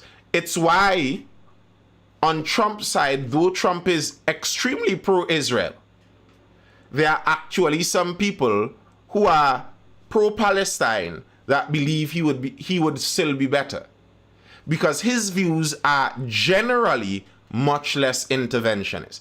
And the view of those who surround him are even more so. So I wouldn't doubt he comes in and he attempts to embargo and tariff Venezuela into allowing American companies back in. But I don't think he would militarily make a move on Venezuela. I don't see that happening like that. That's what I think on it. As it stands right now, though, the U.S. foreign machinery seem like they have their focus on Venezuela right now anyway. So that doesn't seem like it's a Trump specialty per se. Looks like a U.S. foreign policy thing. Yeah, you know what? It's just the tone. It's the tone he's speaking on it. I don't know if he just cater into a particular base. For sure. It was like, yeah, I'm waiting for that. We could have that already. That's exactly what he's going for. It's the same thing like when he said they're going to build a wall and make Mexico pay for it. He's appealing to a certain group that likes that kind of ringing talk. But when he actually came into power, it's not like he sent the Marines down to Mexico and told Mexico they had to pay for it. He built the wall, and his version of Mexico paying for it was they told a lot of those South and Central American countries that they are going to decrease the amount of foreign aid they send to them and embargo their goods unless they help in the immigration situation. And they did. So it's his bluster talk to attempt to win a certain crowd. But when you see it in practice, very often it's not exactly that. Hey, good night, Diana Benskin. Good night, Mr. Springer. How are you doing? I'm fine, thank you. And how are you? I'm blessed and highly flavored. You have a Bajan last name. I do, I know. All right. Well, Because I have Bajan family. all the Trinidadians have grandparents that are Bajans. Take that. My grandparents are Bajans also. My mother and father are Bajan. I was born in Trinidad and Tobago. But I'm living outside now. But let me tell you something. You know what the crux of the matter is? Because I live in a small enclave here in Connecticut. And these people are Trumpsters. Right? Listen to what I said. Trumpsters, not Republicans. Yep. And I try to speak to them and tell them, listen, when they come to me with their, I said, listen to me. I have nothing against the Republican Party, or if people choose to be Republican. I don't like Donald Trump. Okay? That is it's a difference. Right? Because I voted Republican in the past. Not for Trump, but in the past. Right? So it is not Republican. It is Trump I don't like. And a lot of people don't like Donald Trump. And there's something I read somewhere where a political person, analyst or whatever, I'm just a poet and an author and stuff, said that when a male politician is despised by females, he's never successful. He's never successful in his bid for office. Donald Trump is unhinged. And you know what the crust of the matter is too? I was going to get to it. The white population believe that they're becoming a minority. And you see they're going to overturn Roe v. Wade because they want to force the white women to have these babies to build back up. But wait. How does that make sense when the most abortions by proportion come from black communities? No, that's not what they're saying. That is literally Planned Parenthood's stats. Well, they want the white women to procreate and have more babies. Because if you look at it, if you look at America, because whenever I travel on a train, a plane, wherever, I look, I say, geez, boy, there are all such a different mixture of people here today, boy. You're not seeing all white, no more than all black. You're seeing all different features. And that is what is scaring the Caucasian people here. You know what? And the world at large. You know what? I kind of find ironic about that whole conversation that many people say the two opposites at the same time. They would say that many Caucasians, many white people are worried that they're going to become a minority. And it's all a conspiracy theory. But they're becoming a minority, and that's a good thing. Those two things are opposing statements. So are they right that they are becoming a minority? You mean the white people? Yes. I don't know if it's right or wrong, but I believe. No, I don't mean right or wrong morally. I mean in terms of factually. You said as you travel around, you see much less white predominance. So, is it true that they are becoming more and more of a minority? I believe so. In numbers, I believe so. Because you have everybody mixing and blending now, and you don't know who is who anymore. And to the person who asked me why I think Trump is unhinged, look at his record. Look at his behavior on the stage. You don't have to go and make it up. What record and behavior? Look at his behavior on stage. Like? He always wants to attack Harris, calling her ugly. And then, I mean, what a leader of a country behaving like if you're in a playground? You haven't told me what he said exactly, eh? Okay, I can't recall everything. But I think you could go pull it up on YouTube and all that. Here's my belief, Diana Benskin. I believe that you believe that because you have listened to the media enough tell you that. No one believed Trump was unhinged for all the years he lived and behaved before 2016. Trump wasn't a... I will rebut you with a statement from his sister. His sister his sister is a partisan. So why would his sister's statement matter? You have to rebut me with proof of it, not his sister's statement. The woman is a partisan for the other side. Here's what I'm saying. No one considered the man unhinged and racist and all of these things before 2016. Yeah, a whole lot of people did. Us that didn't vote for him. Nathan, I think I'm going to drop out of this one. I want them to join this one. Why are you all jumping up? Because you don't really believe that he should be president again? Come on, people. I would like Here's why I would prefer him, Diana Benskin. Many reasons. One, I don't believe, I am not pro-choice. I don't believe that's a good thing. I think it's a very good thing that he decided this isn't an issue that they're going to do from a massive federal government thing. They would leave it for states to do and allow states to change. What? What do you mean you don't believe in pro-choice? I do not believe that you should kill babies inside of the womb. Let me ask you something then. Wait, Mr. Friday, give me a chance. Let me ask you something. I'm going to use myself as an example. I go somewhere, I get raped, I become pregnant. Wait. Well, wait. Before we go there, wait.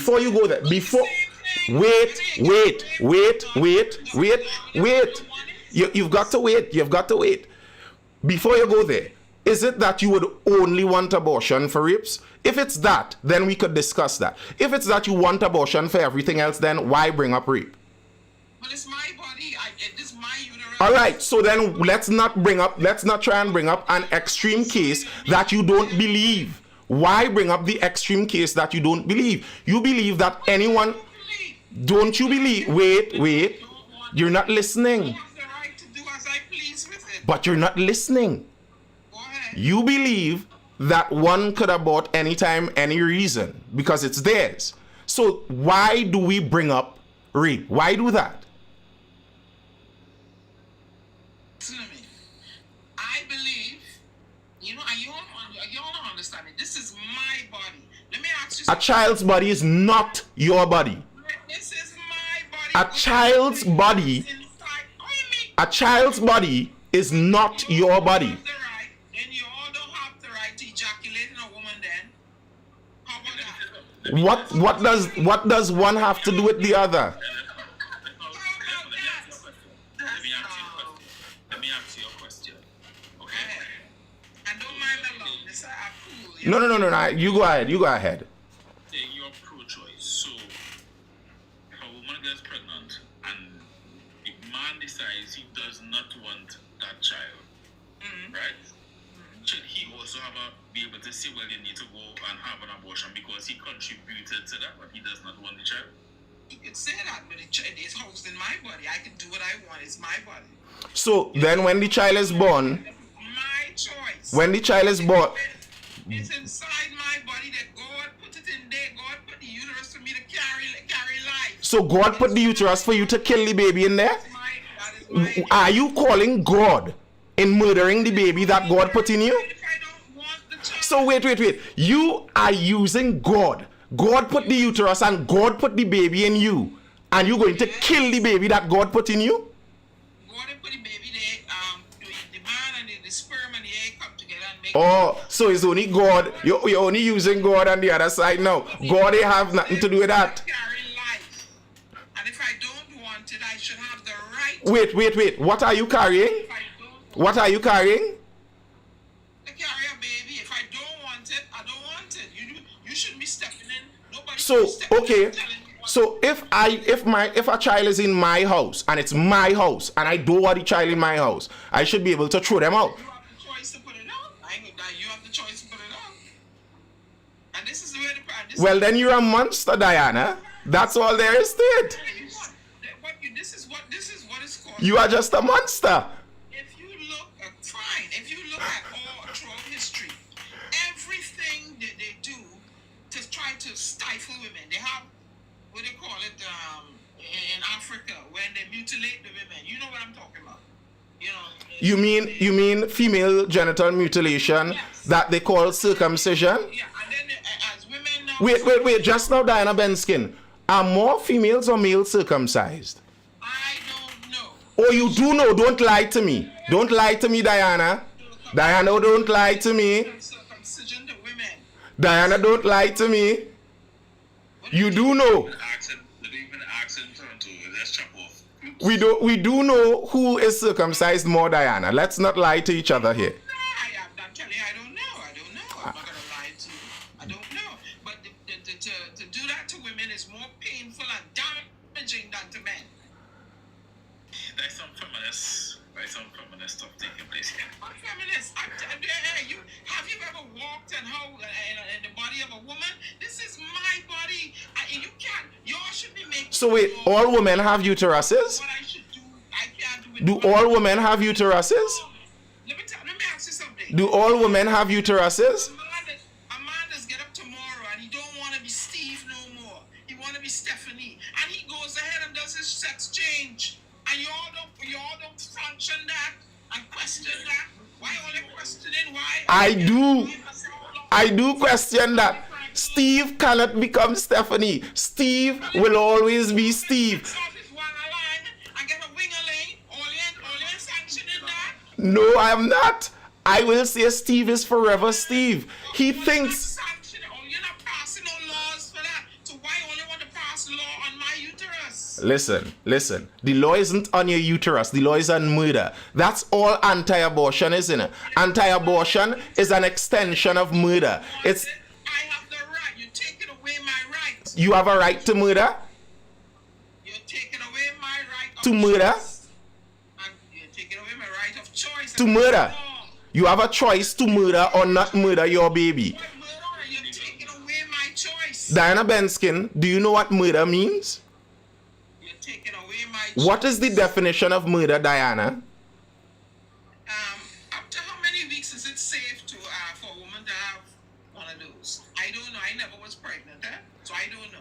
Well, no wonder you hate children, so you don't understand it. I don't hate no children. I just Diana, you told me if I have a child in my house and I want to fling them out, I could fling them out is my choice. yeah. Well, hey, people just do it all the time. That's insane. And if a man flings a child out of his house, I think we should arrest that man and throw him in the prison. Just as Arrest my father, then and never support me. Go and arrest him then. that's a crime. It's literally a crime. Go and arrest me in Trinidad up in Tunapuna. Go and get him there. Diana filed the paperwork. But he Filing a crime. He's a deadbeat. He's a deadbeat. Diana But you he didn't pay money. But we're not talking about money here, we're talking about murder. What is murder, Diana? Hello. If I don't want something inside me, I have the right to get rid of it. Diana, what is murder? Body. Diana, what is murder? I hear you. I know what murder is. But if I don't want something inside of me, You have the right to murder it. right to get rid of it. You have the right. My body. You have the right to murder it. You're going too far with this thing now. This is my body. So, okay, Diana, 9 months. A child is inside a woman. It's inside her belly. It's her body still. Now, the child could be born and live happily. But the woman decides, I want to kill this child. Is she okay? Leave me alone Apple Friday. Before I make it Apple Saturday. Go ahead. Is it okay for her to kill that baby still? Let me tell you something. Mm-hmm. It is my body, my choice. So it's still okay for her to kill that baby. Or you can put it however you want. If I don't want to carry something inside of me, Ronnie, Ronnie, my dear. You see who propels the Democrat Party? I would like to ask a question, right? Before you ask a question, Ronnie, I want you to admit it first. Yes, I know. See who propels the Democrat Party? Young, single, childless women. That's how it means. I have a question, right? Is it your belief that abortion doesn't affect the mother in any way? Yeah. Do you believe that an abortion would not have any effect on the woman carrying the child? I've seen women and friends of mine, dealt with miscarriages and stuff. So I know, I feel perhaps it of course, it would affect the body. It would affect the person. But if you do, it wouldn't affect them more if you force me to bring this life. That's not the question I'm asking. What I am asking, though, how many abortions do you think a woman could bear? Do you think that she could bear multiple abortions a year? I have no idea. I never was pregnant. I have no idea. Because the way we speak about it, it seems almost like we want to treat abortion like birth control when we know for a fact that a woman's body cannot bear it.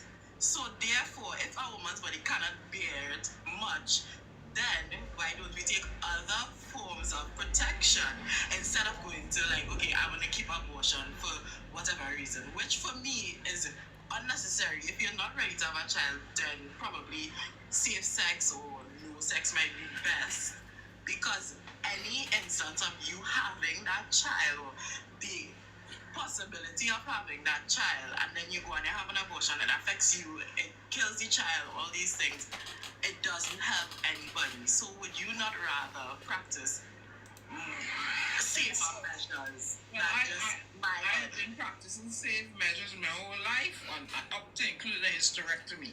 So I did not want children. Understand? So I don't. That's good for you. Nothing wrong with that. Makes perfect sense, though. It all makes sense, though. I never said, hello, Abu Friday. Don't you ever say that. I do a lot for children. I have a lot of godchildren and other children in my life. And when you see me with them, I love children. Why? Why do you care? I do not want any of my own. Why do you care for children? Why should children be cared for? They're nice people. But we're talking about a mass of something inside of your stomach, and you don't want to bring it forward. You don't want it coming to fruition. How we reach from we talking about children? How you reached it? We're still talking on children. So children should be loved because they're nice people. So let me ask you something. They say how 6 weeks the thing is considered, the fetus is a person. Then all they should be paying child support from 6 weeks. I have no problem with that. I have a child, and I took care of her mother before the child was conceived. I took care of her. When the child was conceived, I took care of her. All through the pregnancy I did. I was there for the delivery. I paid for it all, and I will do it again and again and again. I have no problem for that. So I don't know who you're arguing with about that. Could you go back in time and meet my mother? Because you're 1 in a million. No, I'm not actually. I am not. There are many fathers who take care of their children. There are a lot of good men, and I will give you advice that I gave to my male friend last night. If you continually see the negative in people and you continually speak about the negative in people, you'll continue to run into the negativity in other people. just talk about the good things that you see in other people, and it'll show up in people that you meet to come. I promise. So I have no problem with. Wait, Ronnie. Wait, let me respond, Ronnie. I'm gonna send Crazy a story. You understand the word crazy, right? I'm gonna give you a short story, quick. Once upon a time, there was a little girl. There was a young couple that had a baby. Right? They were 19 and 22 respectively. And mother decided she don't want the baby, so she put it in a box and left it in a box and walked away. Before she had the baby, the father walked out on the mother and went and married another woman. That's a week or two. You understand? Rage there, rage and shit. Fast forward now, the child ended up in the custody of the mother's mother in another island. Right? She was a little older. She was raped. They jettisoned her back to the mother in the other island. She still didn't want the child because the child bears a striking resemblance to the father. She proceeds to abuse this child in all fashion manner, mental, physical, psychological, you name it. Right? Stab the child, kick the child down the steps, or work with the child. Stab the child, kick the child down the steps, all kind of thing. Starve it of food, you name it.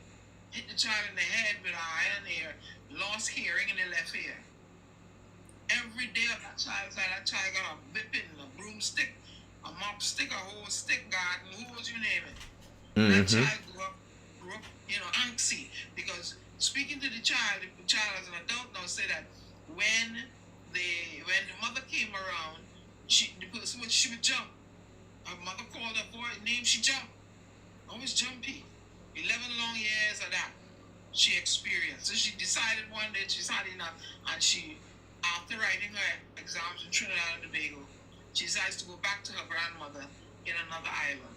But before going back to the grandmother, she had met the father, introduced to her by the godmother.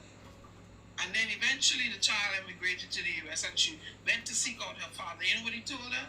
He wants nothing to do with her. He never wanted her. You know that story I just told you? That's my story. Yeah, that's my story. So don't ever come out and say I talk about negative. I've written my stories on Amazon. I speak across the globe. I speak on a myriad of topics. The father wound, the mother wound, depression. I know, I've been there. But Diana, that's a horrible story, and I really do hope that you benefited from that. But I don't mean this in any disrespect to the story or anything like that, but what is the relevance of that to this? What we're speaking about now? I was just speaking on Ronnie about, saying negative things and whatever. I use my story to, life dealt me a bunch of lemons, and I made lemonade, lemon meringue pie with it. Why? Why didn't you just throw it all away? No, because Isn't that what you should do when life gives you bad things or difficult things?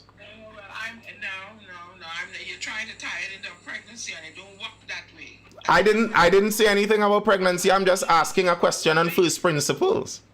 Life gave me two SOBs for mother and father. Mm-hmm. And who was supposed to love me unconditionally, and they never did.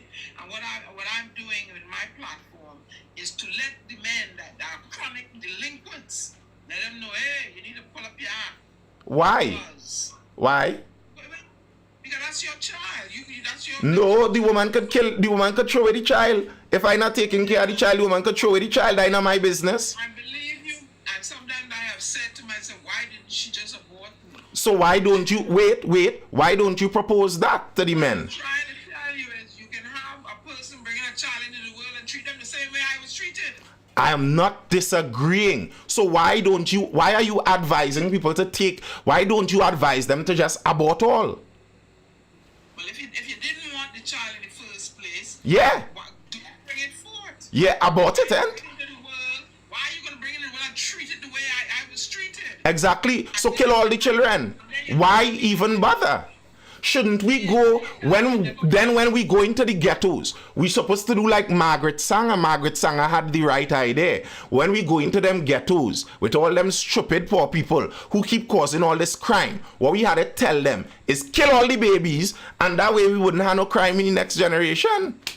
No, I don't think that's gonna solve it. But I'm just trying to show you. Why not? Why wouldn't that solve it? Wait, let's deal with this serious. Listen, Diana Benskin, this was the idea of the founder of Planned Parenthood. So this isn't a joke. This is serious.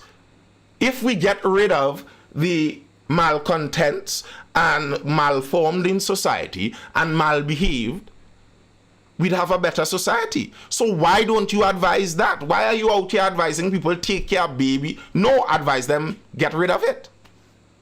Why are you twisting it? Don't try to twist things, man. I'm asking a question. My brain. I'm not twisting. I'm asking a question. That ain't working because what I'm trying to say, I'm trying to correlate. I was told by both of them they never wanted me. So why are you bringing children in the world and treating them that way? Right. You should have the option to get rid of them. Right. So, That's what I said. So, when you say you're going about the world giving people advice on how to be caring, and properly raise their children, etc.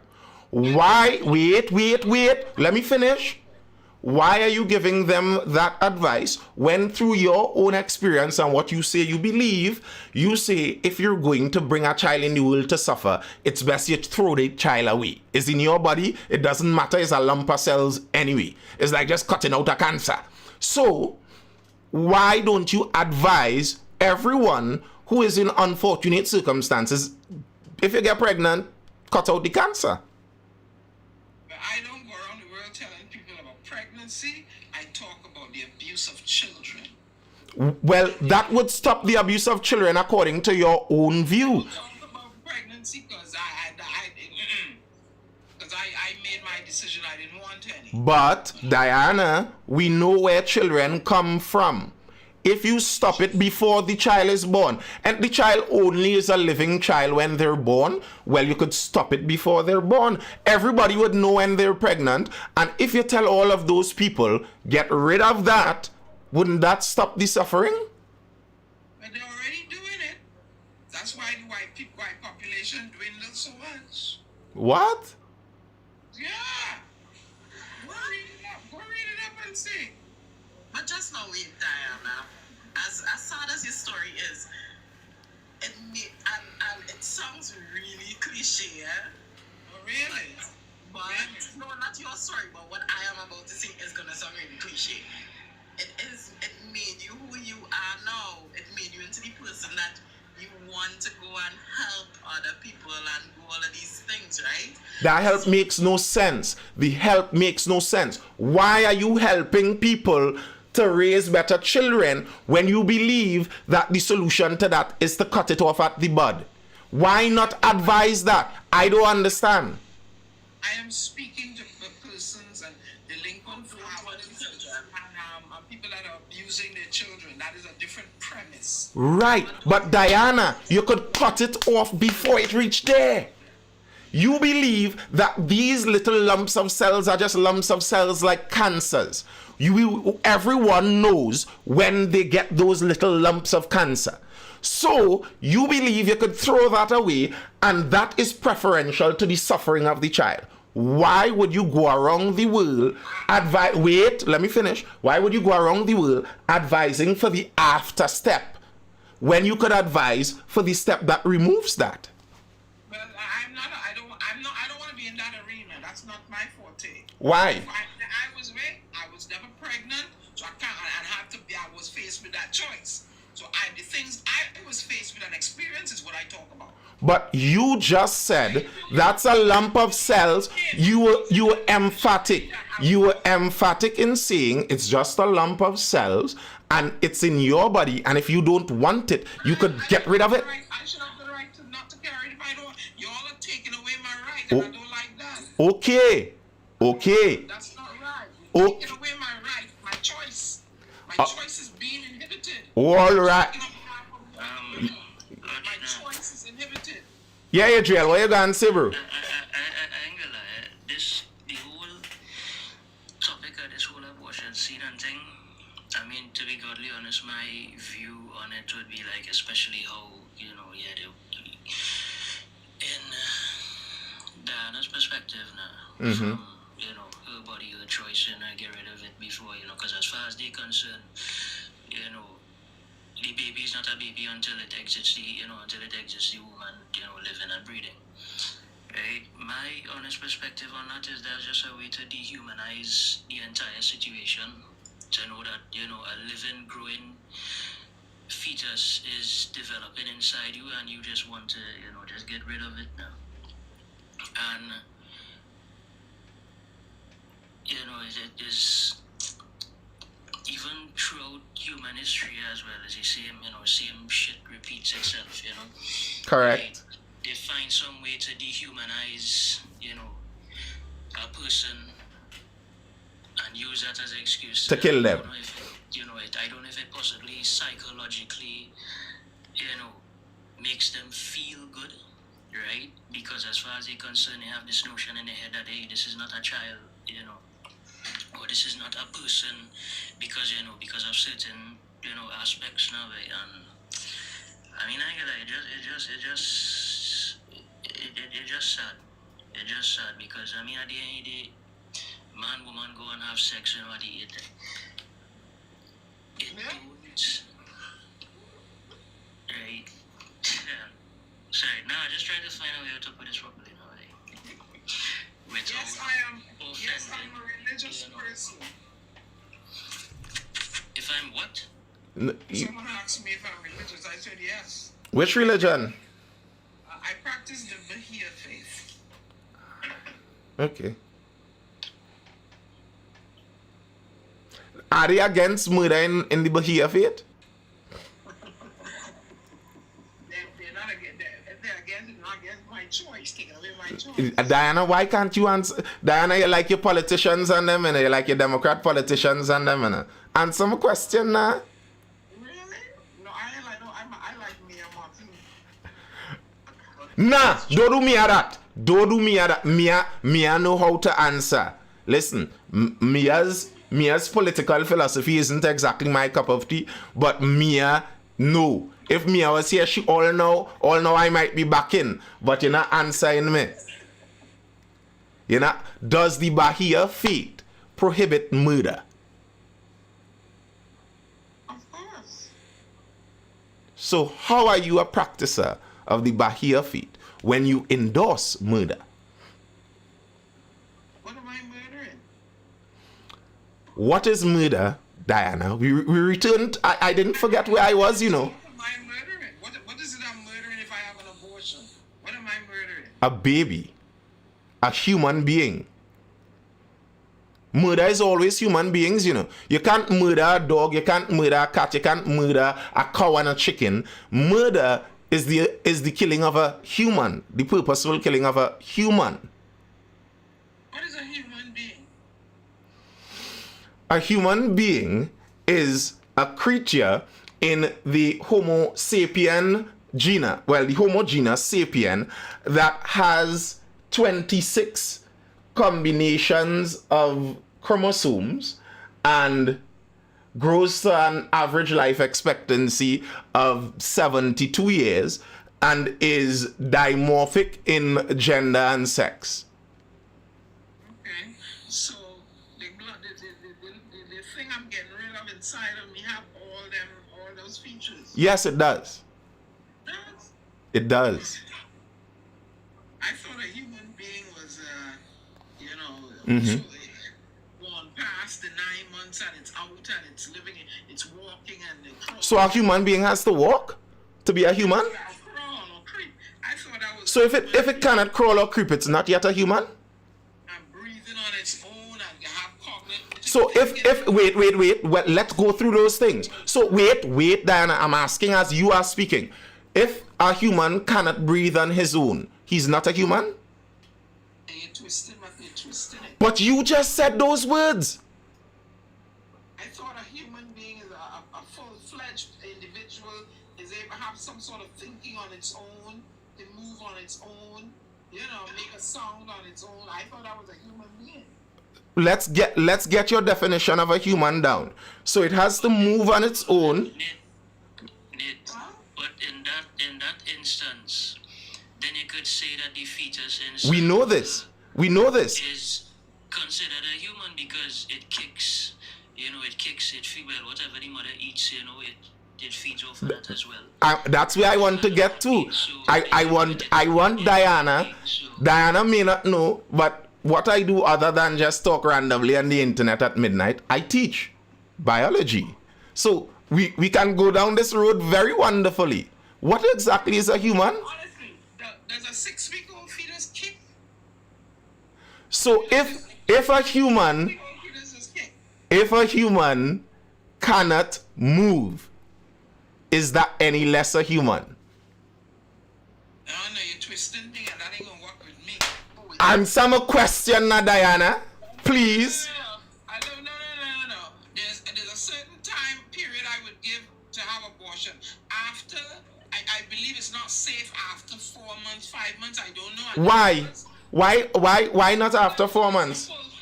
Then it's a little older, but the earlier stages is what I am defending. So wait. A human magically becomes a human 4 months into pregnancy? Is this a Bahia faith?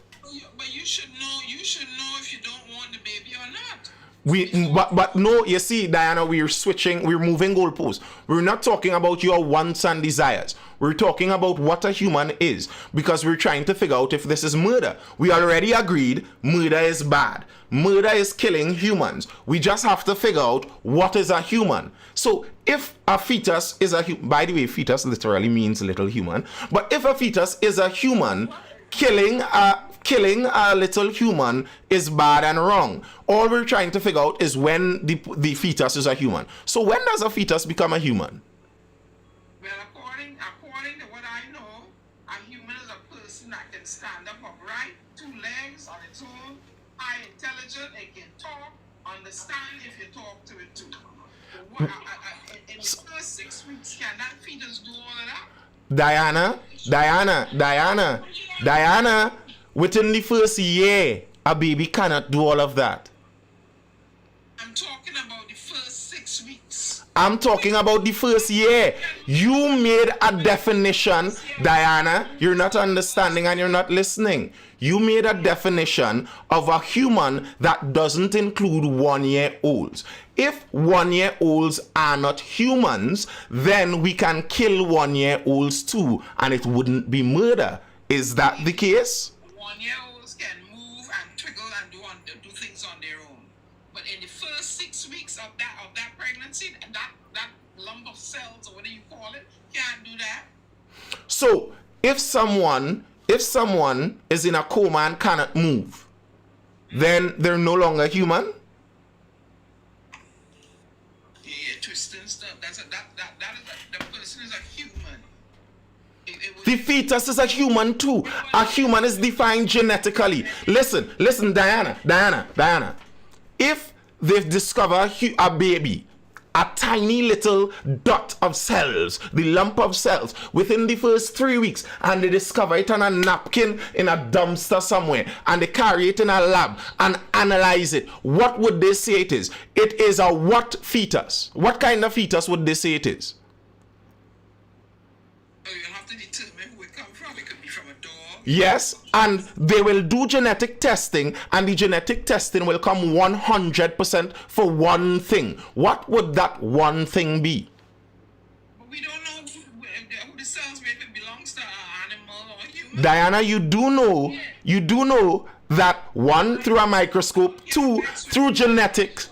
I believe up to what they should put in the clause of abortion up to a certain time. Why?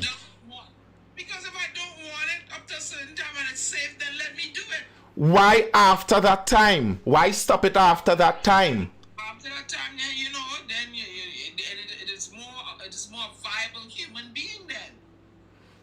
But up to a certain So time. when does a child become a human being? At 4 months in the womb, magic happens and it is humanified? do not believe. I think 4 months is too much. That's already nearly a human. But on the 6 weeks and 6 weeks and 7 weeks, and you make up your mind you don't want, you should be allowed to have your abortion. When does it become a human? It's an important question to know. But every scientist knows that a fetus at 1 day old is a human fetus. It could be a human fetus, but not a human being yet. Not a full-fledged human being. Listen, human being is just the extended form of human. So it's a human being fetus. You understand? You can pound me all night. I still want my choice whether I want to keep this lump of cells inside of me or abort it. No, Diana, I know I'm not going to change your mind, but this would be very revealing for the people who look at it on YouTube and the people who are looking at it live here. They will see that you have zero grounds and basis for what you believe in. It's just based on what you have been politically convinced about. It's not even about you, because you said you had a hysterectomy. You can't even have an abortion. So it's just something that you were politically convinced of. So this reveals back to the original thing you entered in on, that Trump was just so bad that I can't even know how he's bad. You were just convinced of that. Just as you were convinced of abortion and you have no idea about the topic, you were convinced about Trump having no idea about the topic. You are a perfect captured image of a certain group of voters and a certain group of politically active people that are convinced on vibes and joy and, oh, yes, we can. And they don't care that the guy that just won the Nobel Peace Prize just blew up an entire wedding and killed a whole family. They don't care, because it's vibes and just what the media and the pop stars tell me. Nathan, I respect your views. You have your right to your choice, but you don't know the reasons why I had to have a hysterectomy. No, wait, Diana, you don't have to go into that. Diana, that wasn't a personal attack on you. You don't even have to go into that before. I respect you. Don't say that because I don't even have a uterus. I had to do it. Diana, that wasn't what I was saying. Diana, that's... I am not... It is my right. If I do not want to have a baby, and it is within a safe or whatever, it is not developed yet into a partial, possible human being.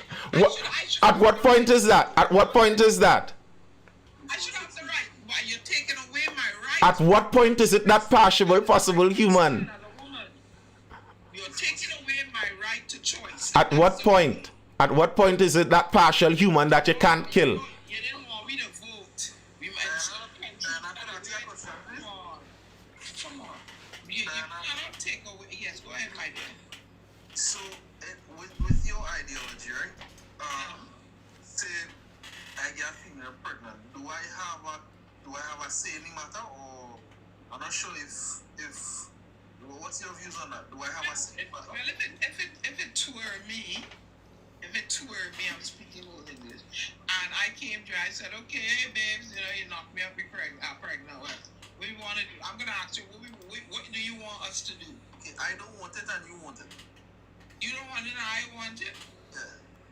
Do you still Again, my choice is there. It's in my body. Okay. In my body. It's my choice. That's why I told you. You're taking away. I don't want them taking away the rights of women.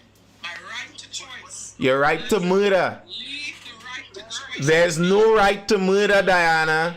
It's housed in my body. In this case, see, not you don't have a woman or anything.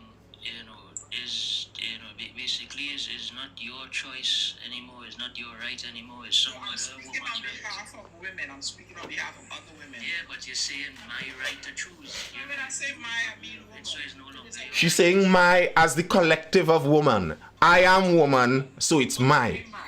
And Diana, that's how. Let me use a woman. It is the woman's right. Do not take away the woman's right of choice. To murder. Women need the right to murder their babies. Otherwise, you are a cruel person. If you do not allow women the right to murder their babies, you are cruel and unfair. How dare you strip women of the right to murder? We need you taking To murder. The apparatus is housed in her body. She has the right. She should have the right to do. To go Listen, and make decisions. housing a baby doesn't give you the right to kill the baby. Yeah, well. My baby lives in my house. I will never do it. But if you were to murder a baby that lives in your house, it is your house, your property. If it's a dog in your house, you could kill your own dog in your own house and bury him in the backyard. If you do that to your baby, if you do that to your baby, they will throw you under the prison. Well, then nobody throwing me nowhere because I never kill nothing. I have a dog. I don't plan on killing my dog. It's too sweet. So Diana, even after you decide to carry the child, even though I didn't want it, do you still look for financial and monetary, contribution from the male? Do you think? What's your views on that? But the law says that the law says you're supposed to. No. The law says you're supposed to support it. The law says you're supposed to support it. You see the dilemma we reach. So what law would you prefer? I stay in my stance. This is why I stay in my stance. You understand why I took the position, even though I know all they coming at me. This is the loggerhead that we arrive at. I don't want to carry it. You don't want it, but I want to carry. I have the choice, and you have to pay child support. They need to leave that alone. Come out of there. So do you think here's what we do: give women the choice and give men the choice on child support too? No. I ain't have no choice on that. So wait, why isn't it his body, his choice? His body has to work to make money. What do you mean his body's choice? He didn't have to carry nothing. No, it's his money you want. It's his labor. Well, hey, that's it. That's his child. He has to support it. Oh, so it's his child he has to support, but it's not your child that you can't kill? What the jail is this? So he can't stop paying for his child, but you could murder it? We are going to end up at a dysfunction junction if we continue along this line in society, trying to tell women what to do with their bodies. So you could tell men what they have to do with their money. You could tell men that they have to use their money on your child, but we can't tell women you can't murder your child. Well, let me ask you something. What were they doing before all of this bacchanal breakdown? Wasn't everybody doing their own thing? In the quiet? What do you mean? Before this became such a heated argument all over the world, wasn't people doing what they wanted to do in quiet? There were much fewer abortions. If the world didn't do that, the American black population might have break past 20% by now. That's the most deadly place for a black baby in the US is inside of a womb.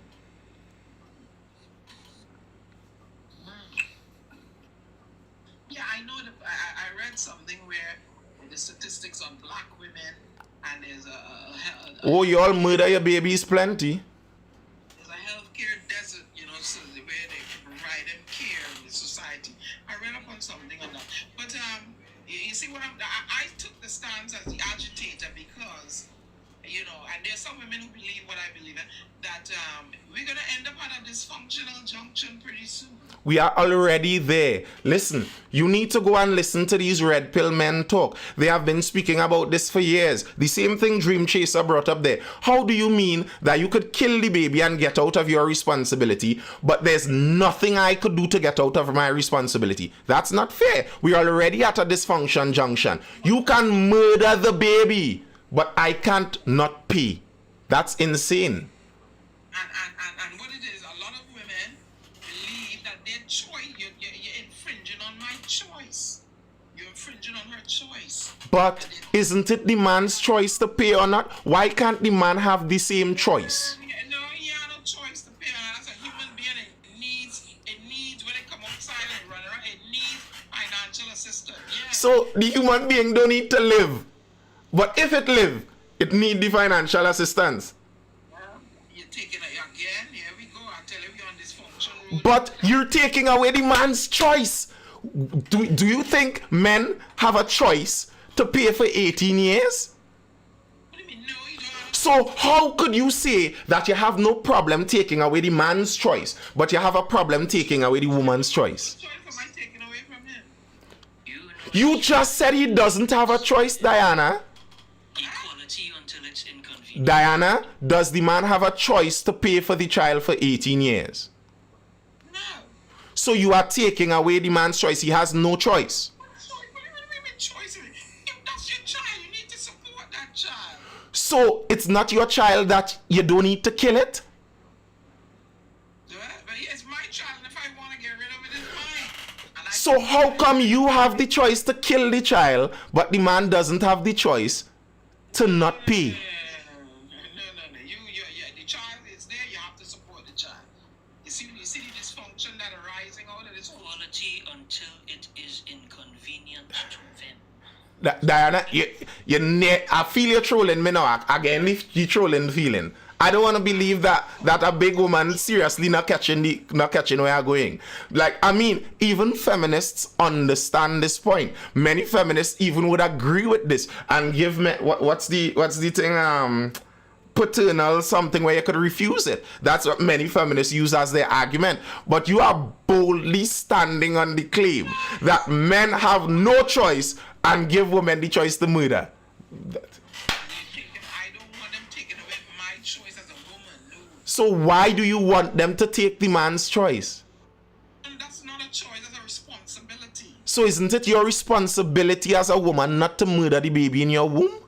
It's responsibility of me as a woman. If I don't want it, I can get rid of it too. So why isn't it his responsibility? If he doesn't want to pay, he doesn't have to pay. Woman. Yeah, if my responsibility as a woman, if I don't want it, bring an unwanted child in the world. So Responsibility. I don't get how You never meet a woman like me, and that's why I keep telling you all that when I listen to this song. regrettably I have met a few. Regrettably I have met a few. Rebecca, I say regrettably. Let me tell you something. You see, I am laughing, but I find it very dark. I find it very dark how flippantly you could refer to murdering thousands of babies. And it's just a lump of cells and whatever. If I don't want it, I mean, whatever. We are literally talking about murdering babies here. And then to compound it, I could murder it. I want the choice to murder, but you don't even have the choice not to pay. We're not even talking about the father coming and killing the baby here. We're talking about the father just not paying. I want the choice that if I don't want it or not, I should be able to choose. Don't take that away from me. But if the man doesn't want it or not, why can't he choose? Good. My battery died. Alright, YouTube. That's all I have for now. I was kind of waiting on the battery to die a bit there too. We were going a while. Laters, folks. I hope you're educated, informed, or entertained. That's all I have for now.